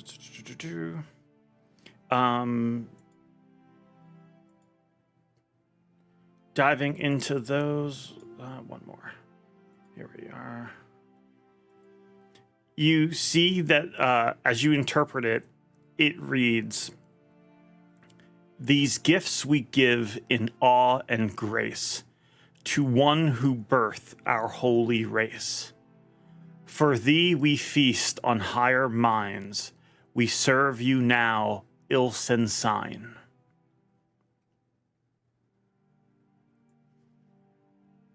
Oh dear. Okay. So, definitely mind flayers. Yes, but there was something strange when you were there. That shrine was... The shrine was originally dwarven. It was altered to be mind flayer. But then that shrine was desecrated. Right. So, the shrine was dwarven. It was desecrated and rededicated to something else? Or was this from... The shrine was altered, dwarven? meaning probably like carved, reshapen. Right. Not desecration is to leave the shrine a mess. It wasn't a shrine to a dwarven god anymore. It was a shrine to a illithid god. But Ilsenstein is an illithid god? You believe so. Oh gods. Okay. But then that shrine was desecrated. That one was desecrated. Correct. Oh. Oh. Okay. Okay, I will keep that in mind. Okay. And can I get a copy of that? I didn't get to write it down in time for a future reference. Yeah, Just absolutely. What was said. Thank you. I'll paste it in the Discord. Incredible. Okay, well, there might be a home we can stop by. Could be a good starting point for finding a priest, or the remains of a priest. Should be here in town. So, what do we do with the remains of this priest, Leo? necromancy. Oh, Leo. I don't know how to do it. I was hoping that perhaps you would know how to speak And almost on cue, Penny and Navara come walking in the door. Well, the next time we go through, I think we should have your little friend just put back the thing back in their pocket and see how quickly it is before they realize they have 12 frogs in their pocket. But I bet you 13 frogs they will notice. 13, but not 12. This I have to. Okay. They didn't notice at 10. You two aren't meant to be back yet. What? Tribor's 3 days journey. Oh, Some the days have horses go passed, but We yeah. have presents. I bring out the book. Yeah, Oh, you're right. I'm sorry. Pushes Penny into the circle. Because Leo thought you went to We Tribor. Yeah. Yeah. We came back early. I found earlier presents. Well, he didn't want to be too, far away. Give me deception checks from Penny and Navara. We could have Presents! just been friends. Presents. Focus on the presents and not anything else. 18. Oh God, it's on me. What is my deception? +3. Come on, Penny. 18 again. Damn. Okay. Presents. Secretly fist bump. Leo, if you want to do insight, you can. No, I'm too distracted. There's no way Yeah. I should realistically pass with everything that I'm going through. Do the others? Yeah, that's true. Do the others? You haven't. If they passed want, 17. up to them. How do y'all look? You were in a fight. Give me insight or perception, the both of you. I'll do a perception. Should I put frogs in their pocket? We look fine as fuck. This is 17. Perception? Yeah, this is amazing. Oh God, it's a 10, but my passive perception is a 15. Val, you're gonna notice the first things I say to Alucor. You're not gonna notice the second thing. But Alucor, immediately you notice that there are like new stains and like bits of blood on both of their clothing. They clearly were in combat. You notice that the stuff they have looks, some of it looks very old and like recently discovered. One of them looks like it belongs to a Wizard of Thay. That's weird. And the second thing you noticed is outside is a horde of zombies standing patiently. Which might give an indication as to what kind of thing they were dealing with. You're the only one who notices that second thing. And is Needle here? He's invisible right now. Needle's here. Okay. Needle's here, but invisible. Sure. I need to pitch. I need to pitch him. Yes. From the point that they came into town, Navara was like very hesitant about Needle, but then they slowly were playing little tricks, like reverse pickpocketing people and playing little bets with Needle. So I don't think if they're invisible, Navara's just like full big like stance to just take up as much space as possible. And just we got home early. What are you talking about? Presents, you were saying, Penny. What was that? I lay them out on like a library table. We'll scan Penny, and then we'll scan Navara, and if she's looking at them, she'll see him just like look back at her, like tilt his head, like saying, "Are you serious?" but not saying the words out loud. Who is he looking at? You, Navara. Oh, Navara is staring, like, if this is your eyes, staring right past you. Like, okay. And sorry, the horde of zombies, we can all see this horde? No, Alu can see this horde. Oh, Alu, okay, perfect. Yeah. Okay. As he finishes, I was just like, don't do it. There's a scroll Oh. here. I think it does dark magic, and then there's a history book for reading. But these before you books go might to be staring bed. back at us. And then zombies outside. These are presents. You're just like, presents, yes, and then I have a new friend to show you, and then I put the book on the table. This. Oh my god. What? This is Needle. Everyone now sees him. yeah, the Navara uses that to like turn Alu by the furs and be like, Pay attention. You get off me! No. Pay Where's the zombies? attention. The zombies Hi. outside. Do the thing. Do the thing. Nothing outside. Go say hello. Shake their hands. Go. They like scamper over, offer to shake hands with everybody. Leo, you recognize this as one of the closets who stabbed you once. You! Ah!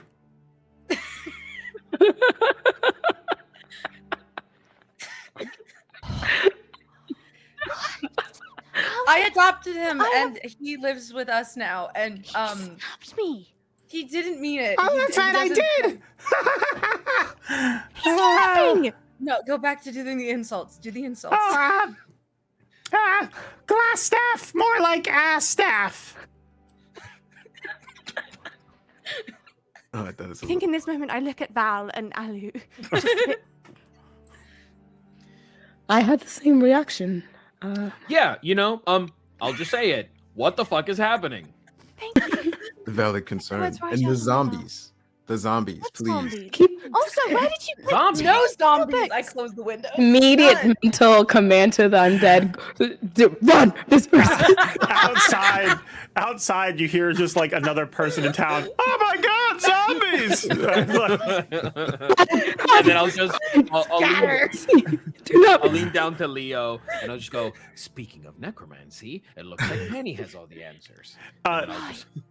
Leo, Oh, that the was in spell here. books that they give you, one of them Right. can have 3 necromancy spells of your choice. Holy shit. Because honestly, like it's just like whatever necromancy spell you can think of, it probably would have been in that book. So pick 3 of them. Okay. The other one is a Plain Caller's Codex. Ooh. And say. Presents. Holy, okay. Okay. Okay, so, sorry, I need to understand. Where did you find these? This is really powerful. They don't have this magic in Trivor. Well, I can help with that. Right. You see, we had done a job earlier. I don't like to bring this subject up, but it was around a time when, 2 of us were in danger. So, Val, you remember the Banshee. They said there was Right. something to pick up. And on the way back, I just said, hey, we're taking this entire trip to get you yarn. Why don't we just stop off and pick it up? And that's what we did. We went over, picked it up, and then Brought it in. safely took the journey back after we picked it up, exactly where she said it would be. Nice. That's great. And that explains all the blood on the clothing. Yes, you see, I had stumbled off the carriage, and Make a deception check, You Navarra, know- at disadvantage. I'm looking up to Val to, like, see if he can read it, because I'm not good at reading people, but I think he would Oh no. be able to help me. Valandor's I'm- like full, like he can see through it, so he's just like playing along with it, like yeah. Everybody 21 here and knows that 9. Navarra's lying. What? Nobody knows? Everybody here knows. Oh, everybody knows. Good. Okay. Navarra, you yourself are like, this isn't working. Presents are failing. all right, there was a couple of things there I had to deal with. All right, that just had to happen. I saw 1 or 2 things, and I didn't want Penny to get hurt. So yes, I fought a couple of things. We were fine. Yeah. All right. It's a Okay. little bit better. Likely. Yeah. But we found the books, and yes. Plural, right. Was there always... You said that you needed to pick up a book. Why are there 2 books? I found extra. You know how like when some people say books and I only hear book. Mm, There, I think she meant multiple, but Yes. right. Do I Yes. recognize anything about, like... Give me a anything of the history spellbook? check. But, okay. a lot of reading you're doing there, Leo. 23. 23. Well, this is a spell book, the one with Right. necromancy spells from Fae. as in the Red Wizards of Thay. They come from very far away. Many of them specialize in necromancy. Thay is a land that is a mageocracy. It is run by a council of mages. Specifically, it is run by one mage who is incredibly powerful, is a lich, and is very, very evil. And as far as the spell book, it's very rare to find this. Usually a red wizard would die before they would give this over, which would be the first clue. The second clue would be the blood still on the book. That would probably tell you. Didn't we clean that? Navarro's just like... He's just like smudging it off. Yeah. I'm going to Neil, come here.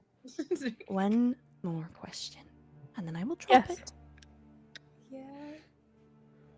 Did you kill a red wizard to get this spellbook? Is there a red wizard here in the valley? Not anymore. Okay, time to go. Let's go. I think we're good here.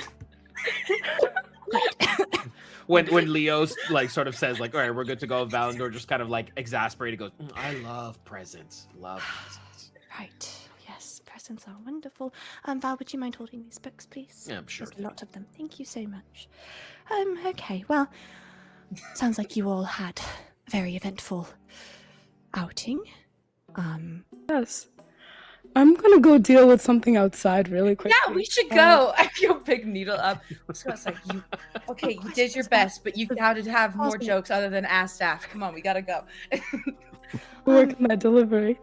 And then mentally they're like, where'd you all go? Did you all get attacked by the townspeople? What is happening? No. The townspeople freaked out, but the zombies weren't doing anything threatening. So people are like suddenly spooked by it. They're just hiding in barrels. I would say the zombies are probably like on the edge of town now. Like you realize, like, oop, too close. Put them back. Push them back. Yeah. I like cattle. Like just go do like farming for a little bit. Yeah, exactly. I'll Go help turn out around to Val, holding all the books, and well, the answer about speaking with the dead has been found. That one right there should do the trick. Poetic timing, really. And you feel that you are, I mean, you mentioned that perhaps one of us, but you feel that you might be able to tap into this arcane potential, or? I could read the book. Honestly, I was kind of hoping that Navarra might have some method of communicating with the dead, but I believe that may be more in controlling and manifesting.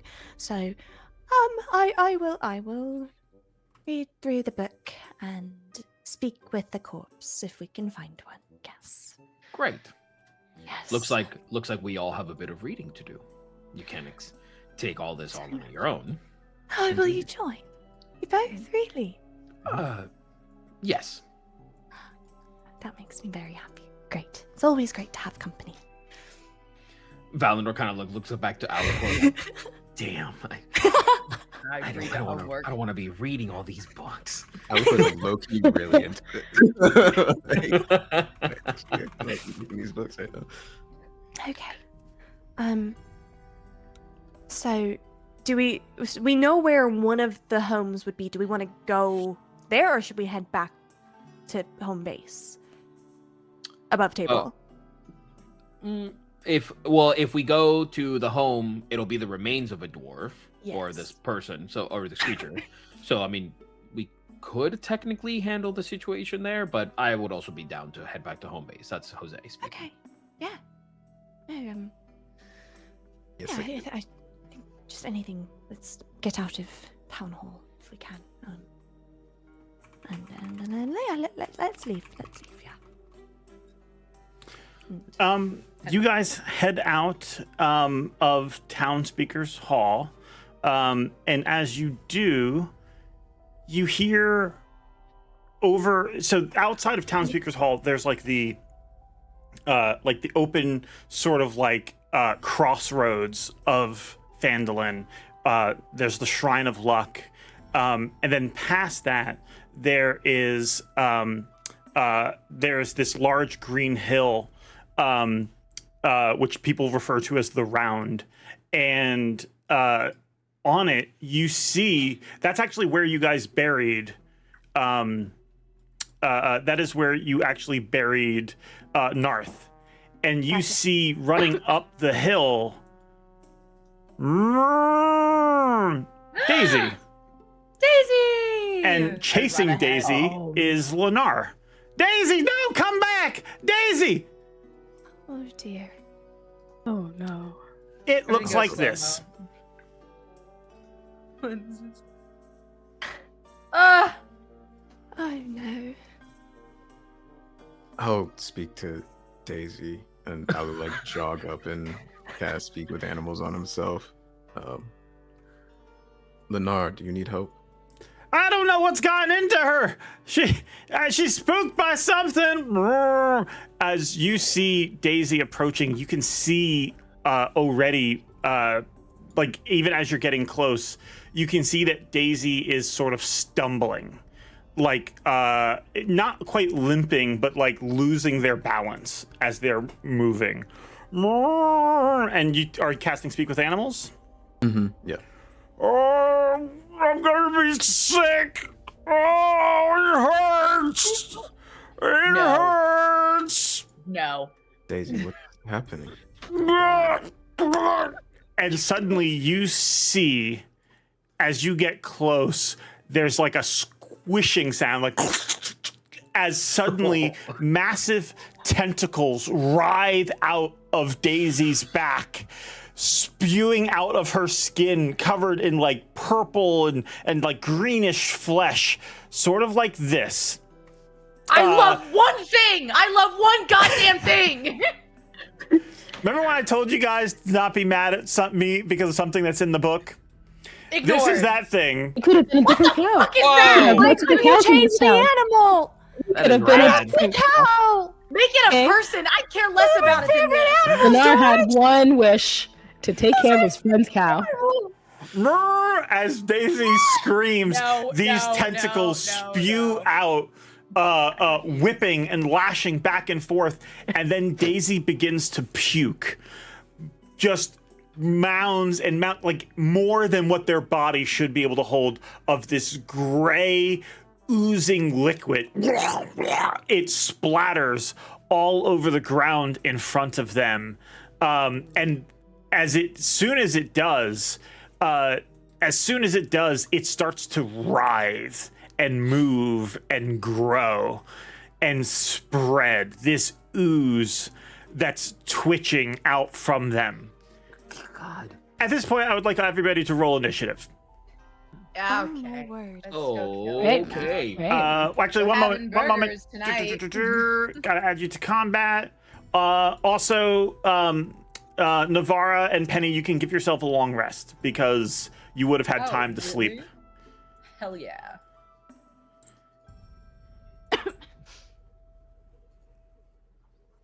What is that? Oh my Which god. means I'm back in What's fucking the business. 2013 rules and 2024 rules of long resting? What the heck? Alright. Do I have anything? Oh, roll that 15. Plus one, me. Nice. 16. Navarra, did you roll yours? My initiative? Yeah. No, not yet. I also rolled mine, but I'm not up there. Okay. Dang, 11. There we go. Okay, got it. One moment. I did not realize it did this thing. Penny, what was yours? 16 total. Okay, 16. Anyone who touches this goddamn cow. Okay.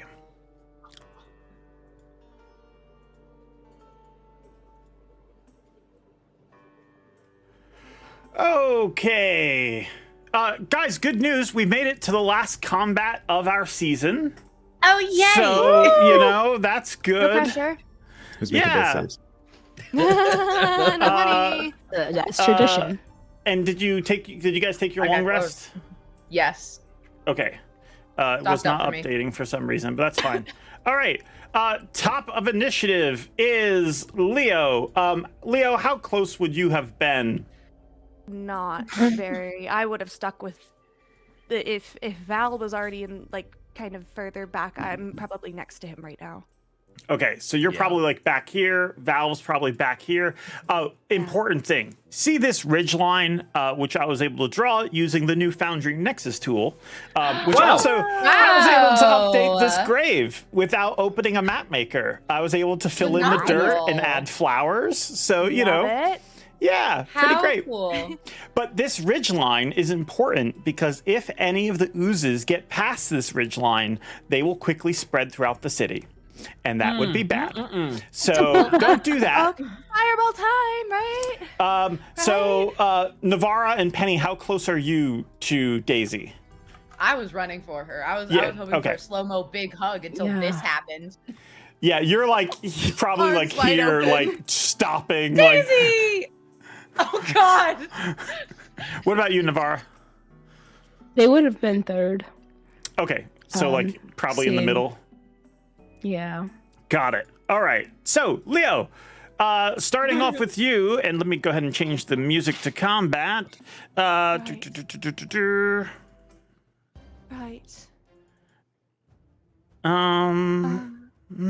Okay. You are a good distance away, about 70 feet from the nearest ooze and 77 feet from Daisy.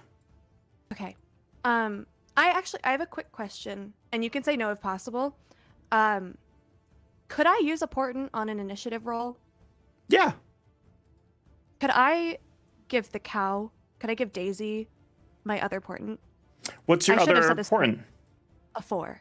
4. Absolutely. Done. Ooh. Daisy is now lower in initiative. Thank you. I'm very far away at the moment. I'm going to turn to Val and grab all the books that he was carrying. Thank you so much. Would you care to go a bit fast again? Like we did before? Yes, sure. Great. Okay, and I'm going to cast haste on him. You're a bit faster than I am and can do a bit more damage, so... Okay, great. That's great. That's great. Let's do it. I take out my bow and I load 3 arrows. Wonderful. Jesus. Okay. Great. I love them. I love this spell. Okay, and I will be carrying the books at the moment. Okay, so you're just like moving forward? Just a little bit, yeah. Okay, got it. Like 20 feet. Okay, we'll put you there.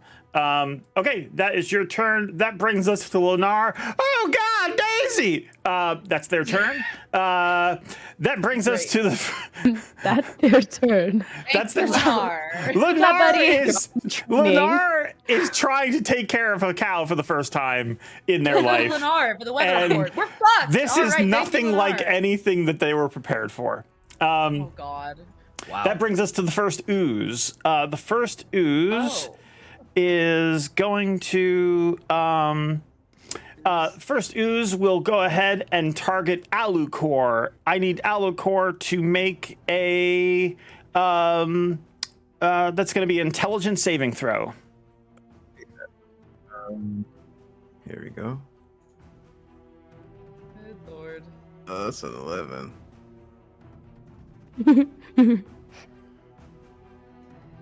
11. Let's go, team. You take okay, well, one moment.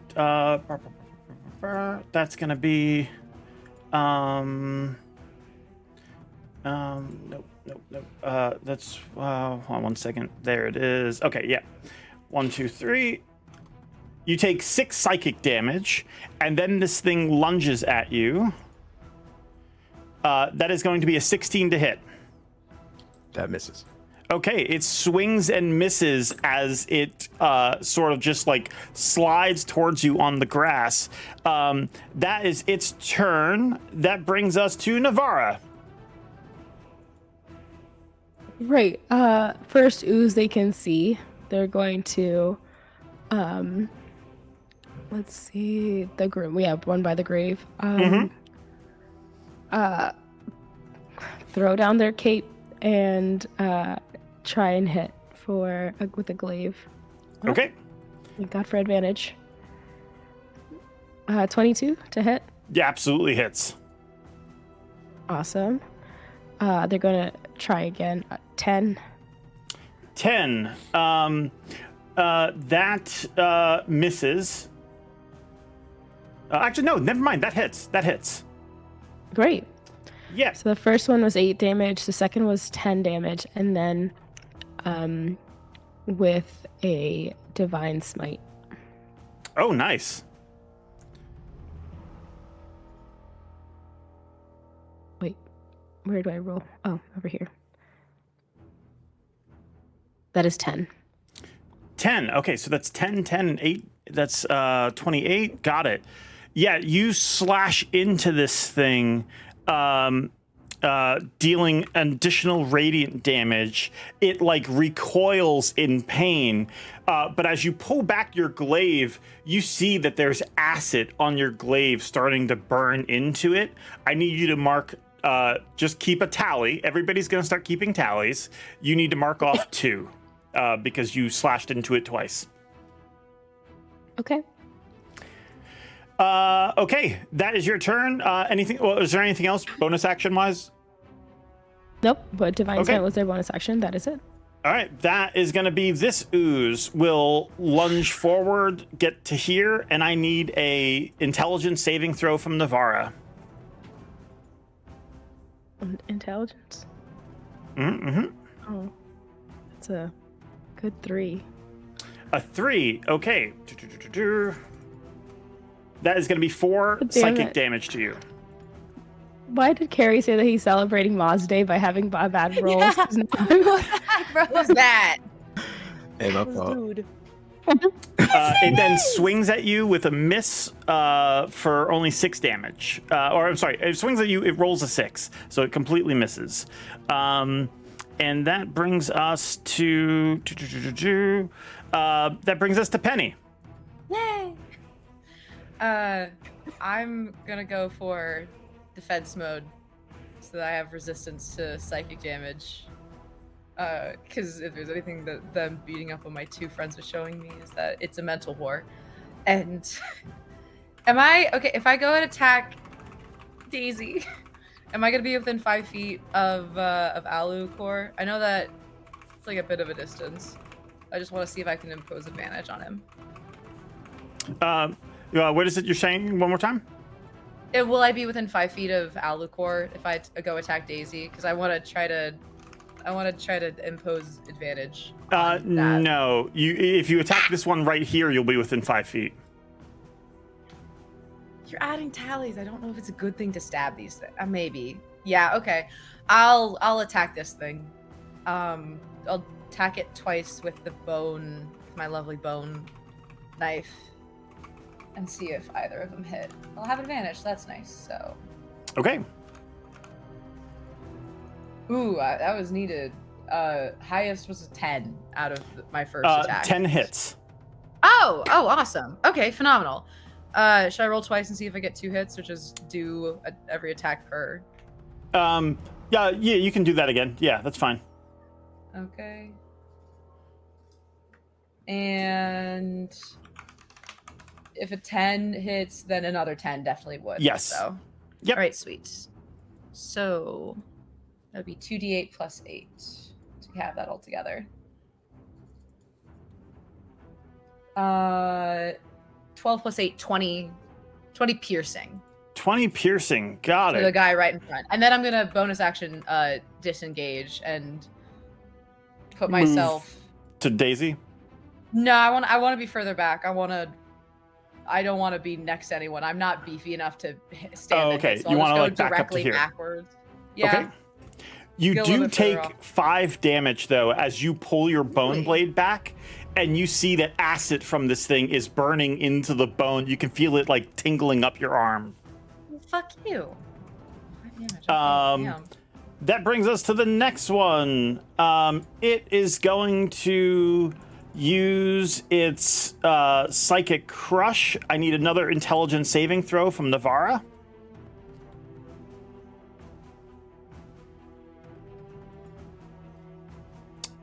Okay. One moment. Okay, that is going to be 1, 2, 3.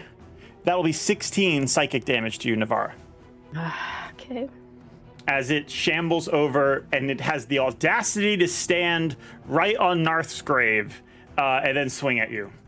That is going to be a 7, which completely misses. Okay, that brings us to Valandor. Valandor, you are on speed. Yeah. Big Cocaine. time. Okay, I am... Wow. I got to my turn much faster than I anticipated. Okay. 30 feet gets you there if you want to move up. Well, I mean, I got 70 feet. Where would you like right to be now. on the map? I think I am going to try to keep a distance, but I think I'm going to go to the... I'm going to go behind the tombstone, so I guess north. Okay, like here? Yeah, that's perfect. All right. And then I'm just going to go ahead and I'll start with the first. So I get 3 attacks. Go for it. So first one, we'll do longbow. Yeah, I mean, just any of the oozes. I'll post disadvantage for the first one at sharpshooter. Okay. So that is going to be, ooh, nice. That's a 19 to hit. 19 hits, yes. Okay, so then, first one is 22 points of piercing damage. Okay. Then I will then take a so this is still part of Dread Ambusher. Mm-hmm. You get that second attack. Mm-hmm. That is an 18 to hit. Mm-hmm. Then that is 13 points of piercing. Jesus. Oh, no, lies. That was only 8 points of piercing, not 13. Oh, okay, okay. So, and that's my first attack. Now, my Okay. second attack, I'll do the same thing. So another, I won't post disadvantage. That's a 14 to hit. Yep. Okay. And then that is 9. And then if we were to by sort the way, of reminder, you get 2 attacks and then I believe you're Dread Ambusher. So that would have been 3 attacks on your first turn. Jesus. Yeah. So This that is like you're a still on redemption your from the first last time we attack. were hasted. Yeah, what so that's game just, are we playing? That's another Okay. 9. I moved into Pathfinder. Speaking of speed. So now you can make your second round of attacks. Oh my god. That one that you were shooting at is still alive. And if we were to sort of assess what they look like, is it like, you know, is there any discernible, like, does it look like it's taking damage? You know, like It does. It looks like as you're like blasting pieces off, it's trying to like mend itself, but it's mending itself slower than you're hurting it. Got it. Okay. Then. Oh my god. Okay. So then this one. Ooh, there we go. So that's a 22 to hit for the other one. Yep. That is 12 points of piercing. Very dead. Phenomenal. It just sort of like oozes to the ground right on top of Narth's graves, but it just harmlessly like sinks into the ground, just becomes nothing. And then I think the cow doesn't look threatening. The tentacles sure do. Yeah, I'll just stick to the Once again, tentacles. Poor Daisy.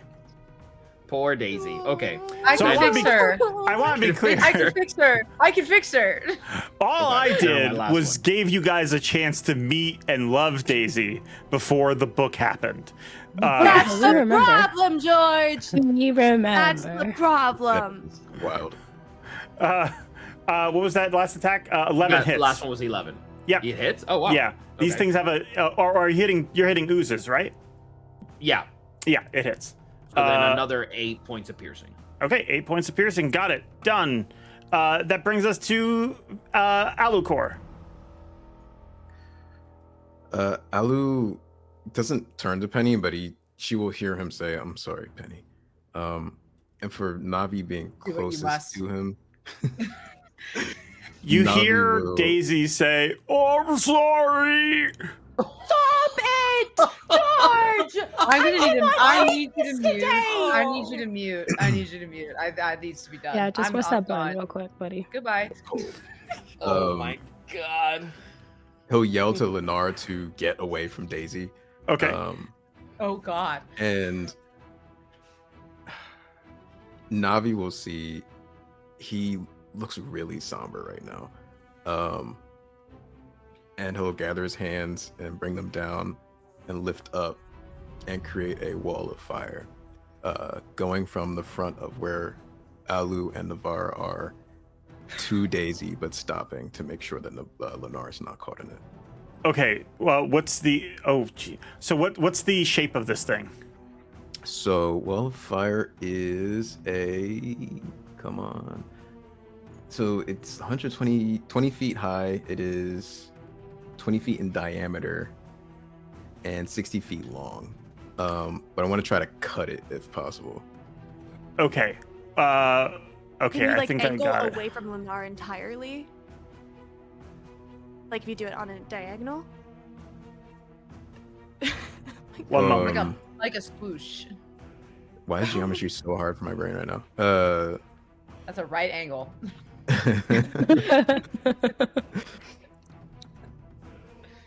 No, I think you can do that. Like you can make a wall of a certain length. I think it's fine if you want to like split it in different directions.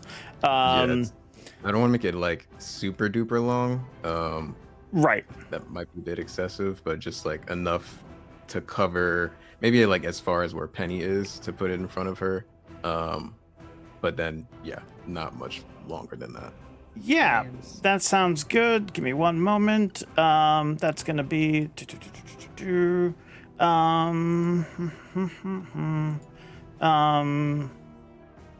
One sec. I need. Nope, that's not what I want. Okay, I'll get to that in a moment. Yeah, so you set up a bunch of fire. That's great, love it. How much damage does it do? And they have to make a dex save, I believe, correct? Yeah, dex save 15, and then it'll be 5d8. Daisy's not good at dex saves. Really, a cow? That's an 11. I don't know that cow. I cannot feel. I am strong. Cows are my favorite animal, so I am not strong. I'm so I sorry, feel y'all. really guilty. 13. Totally Fear is faking the it. mind killer. Fear is the small death. 18 and 1. So I think one of them saves. All right, so the one that saved, they'll take 9 points of damage. Okay. And the ones that do not take 18. Ooh. And I have to pick like a point of entry and like a point of exit. Got it. For it, I guess the point of entry would be where Daisy is.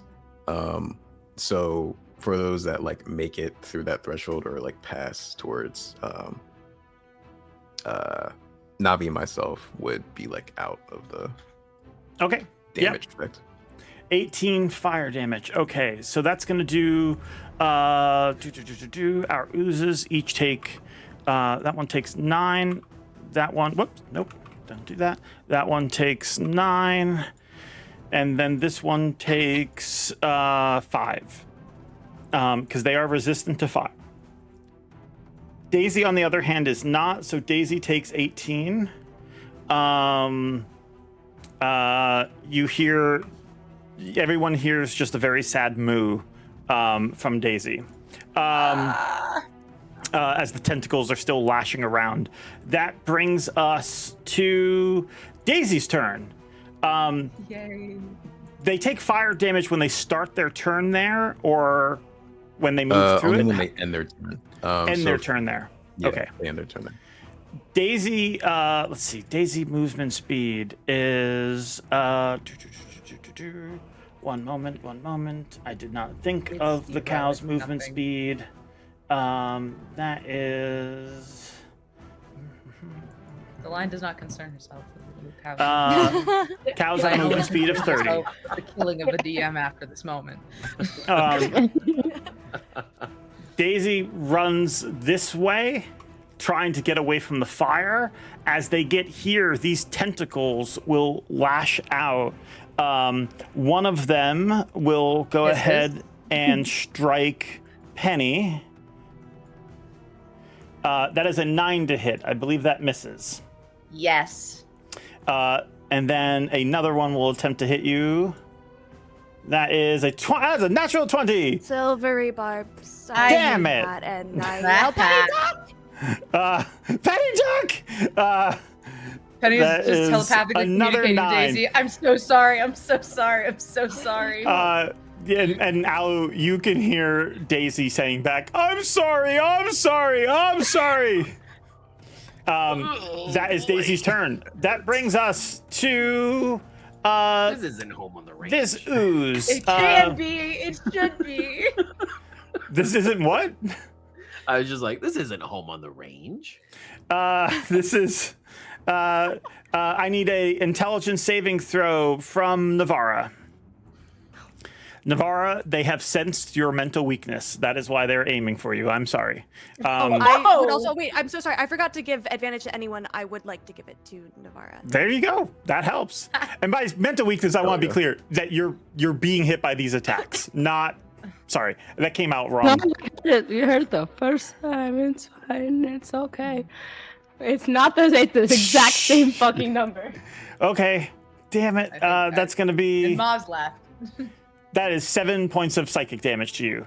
Yay. The ooze does not leave this space. It is not smart enough to do that. So I believe it. We're just gonna say it takes another 18 fire damage. So that would be 9.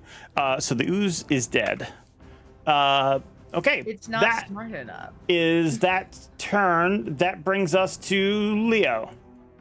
Okay, well, watching everything happen, it is a lot, very intimidating. If I were to cast the ooze next to Alucor, how far is it from Daisy? It is about 5-10 feet. It's about 10 feet from Daisy. Could I angle Shatter? a shatter sphere where it wouldn't hit, like if the top I think the Shatter is a bottom, square, right? A 10-foot square? sphere. The 10-foot sphere. Oh, 10-foot sphere. Yeah, you can get them. Hold on. 1 sec. Let's see. 10-foot I want to make sure I sphere. don't want to. I don't want to harm anyone else, or if they're not even close enough. Fucking racing we ball. Yeah. Yeah, technically, no. 1 second. Let's see. What if we go? Yeah. If you put it exactly here, it'll get both of them. Wonderful. Okay. I'm going to cast Shadow, and I'm going to do it at 3rd level. Okay. So I need a Constitution saving throw from the ooze and Daisy. I'm so sorry, Daisy. Daisy rolled a 12. Okay, it fails. I'm so sorry. I feel so guilty. And then the ooze rolled a 17. Okay. So that is 17 to Daisy and 8 to the ooze. Okay. Thunder damage. 8. Okay, 8 and 17. Got it. 17 to Daisy. You see Daisy stumbles a bit. And then the ooze sort of like splatters some as some of its tentacles get like blown apart from the shockwave. That brings us to Lenar, who is still following Daisy. We got. Why? They're keeping back by about 10 feet. But no, we gotta help her. We can't let Daisy die. That is their turn. That brings us to the next ooze, which it is going to. I need a intelligence saving throw from Alucor. You got it. 23. Oh, you are completely fine, I believe. No, you would still take half damage. That is a total of 5 damage to you, psychic. And then this thing dies sitting in the wall of fire. That brings us to where were we? That brings us to Navara. It's your turn. Wait, the last one that's in front of me, they're going to do one attack to that one. How dead does it, or how? It looks like it's in pain, but it's hard to tell. Okay. they're going to do one attack on them. That hits. 13? Yep. Great. That's 6, but they're going to put a smite into that. Okay. For 8. Okay, that would be 14. Yeah, 14. Got it. You hit this thing. It doesn't look like it's in good shape, but it's still alive as it encroaches I towards still have you. one more Go for attack then. Yeah. That is 19. Yep. For 9 more damage. Okay. Yep.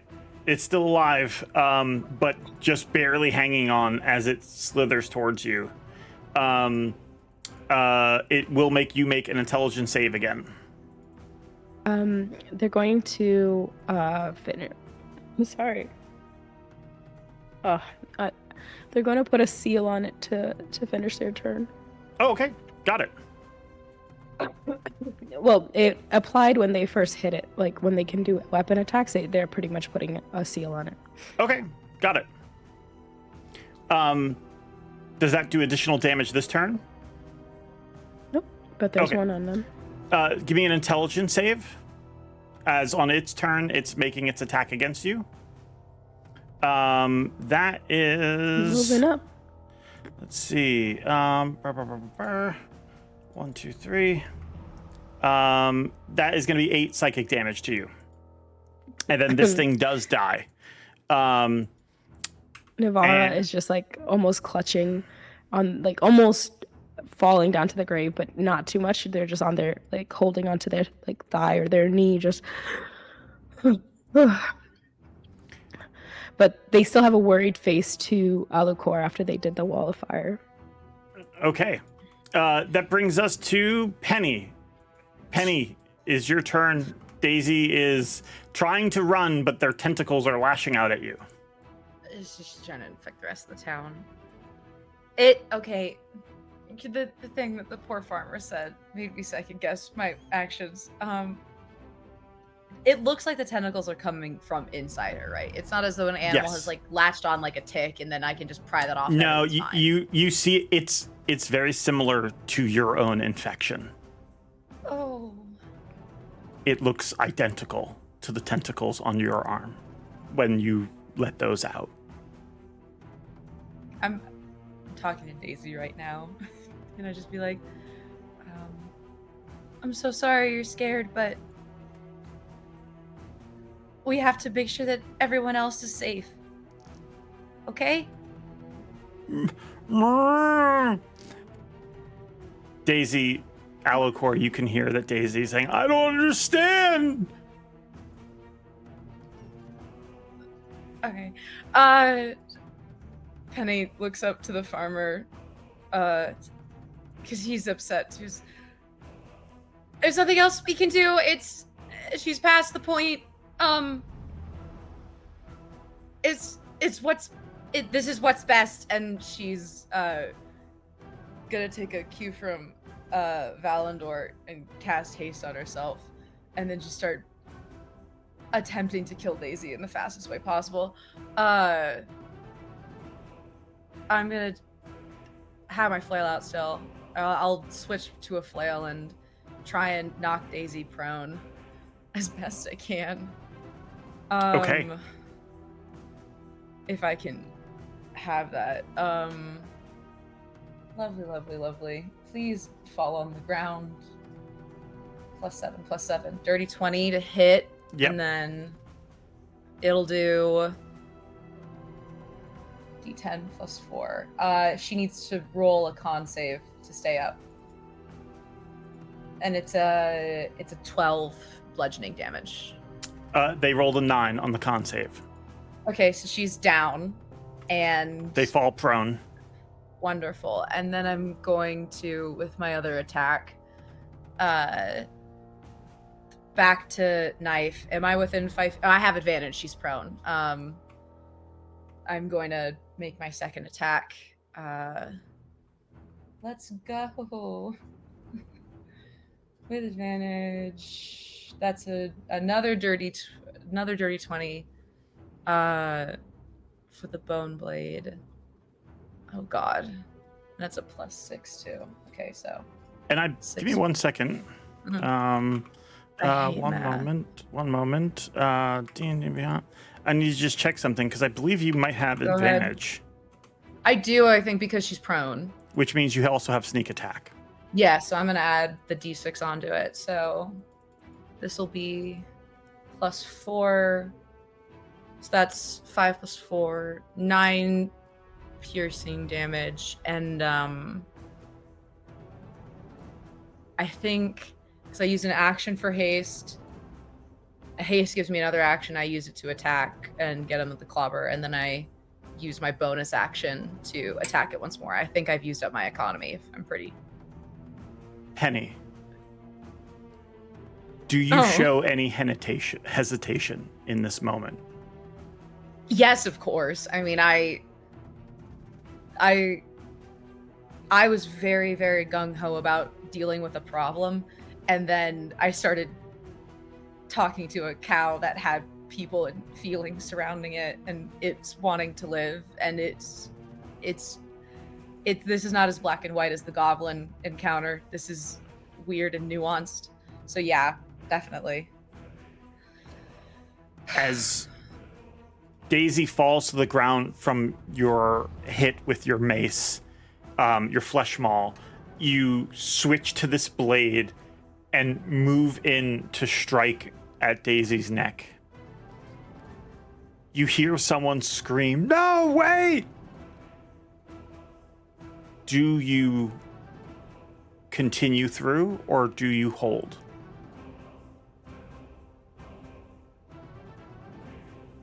I think Penny sees too much of herself in this cow, so she stops. You stop just in time to not deliver a lethal blow, as coming to run up to Daisy is Lucerin. No. Lucerin runs up, grabbing at the red threads on their wrist, unraveling them and wrapping them as tightly as they can around Daisy. No. I jump on him. If I don't make the attack, do I still have something to do? If you want to try to tackle him away, you can give me an athletics check. Yes. Give me an athletics check against Lucerin. I'm not losing. No, I'm no, not. no. Navara. Oh my word. I'm not losing new dad. I have a nuts. -1. 13. 13. They have a +3 in strength and athletics. That is a 12. You push them to the ground, I'm so stopping anemic. them. I can't believe I've done this. No, I can save her! That brings us to Valandor's turn. I'm not having this conversation. This is Navara's conversation. Okay. All right. Valandor can see the tentacles on Daisy. Yes. Can see that Leo or Penny is engaged with Daisy. Yes. And has now seen Lucerin attempting to engage and say that he can save Daisy, but we have seen that Lucerin, if he heals, he'll take from the damage. Knowing all of this, Valandor's going to fire 4 arrows at Daisy. Are you sure you want to do this? Oh boy.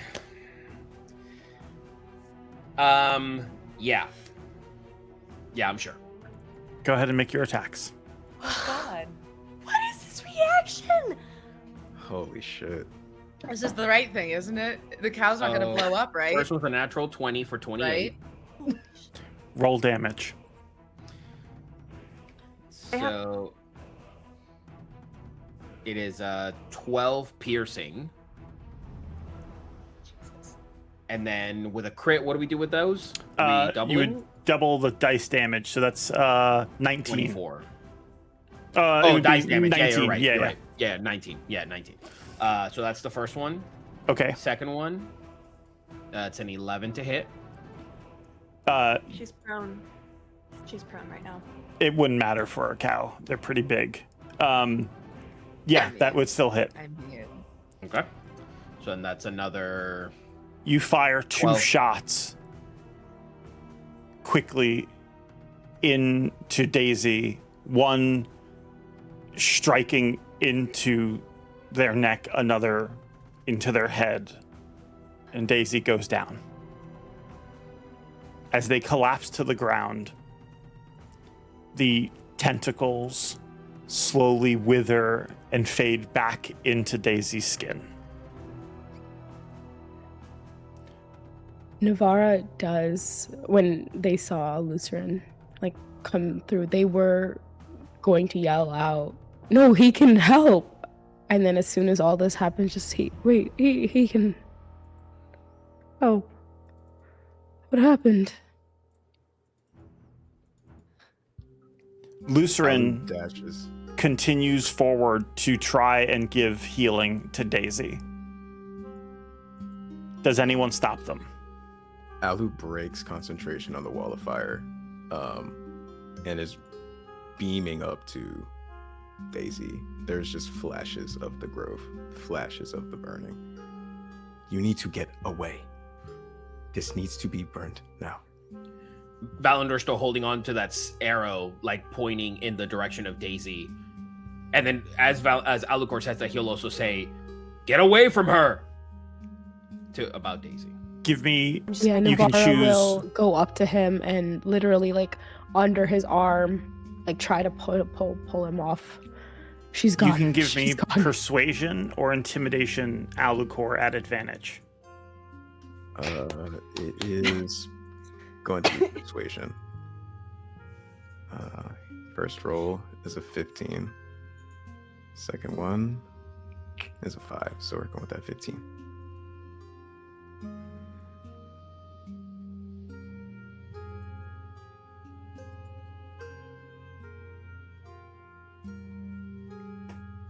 Lucerin, hearing the both of you, feeling Navara tugging at their arm, they put their head down and back away, sort of like dismissive, just like, you know, shrugging Navara's arm off and marching into town, upset at this whole exchange.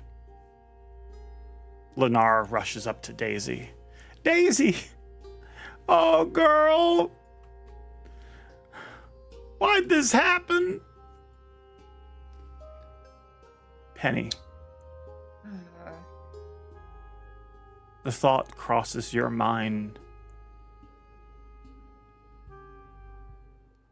What you would have experienced if your friends were as thorough and unrelenting as you were in this combat towards your predicament. As the weight of this scene falls over all of you and you process your feelings and you listen to Lennar grieve for Daisy and you watch as Lucerin storms off into town. You guys have a lot ahead of you. You think you know where you can find the entrance, where you can find information to enter this sacred place of Dumathoin and continue your guys' quest to rid this land of these things. But Penny, in your mind, you remember that vision you received, that message after you guys killed Ruxathid, or Jeff as he was formerly known. You remember that message coming to you, and it echoes in your mind now even clearer. You toil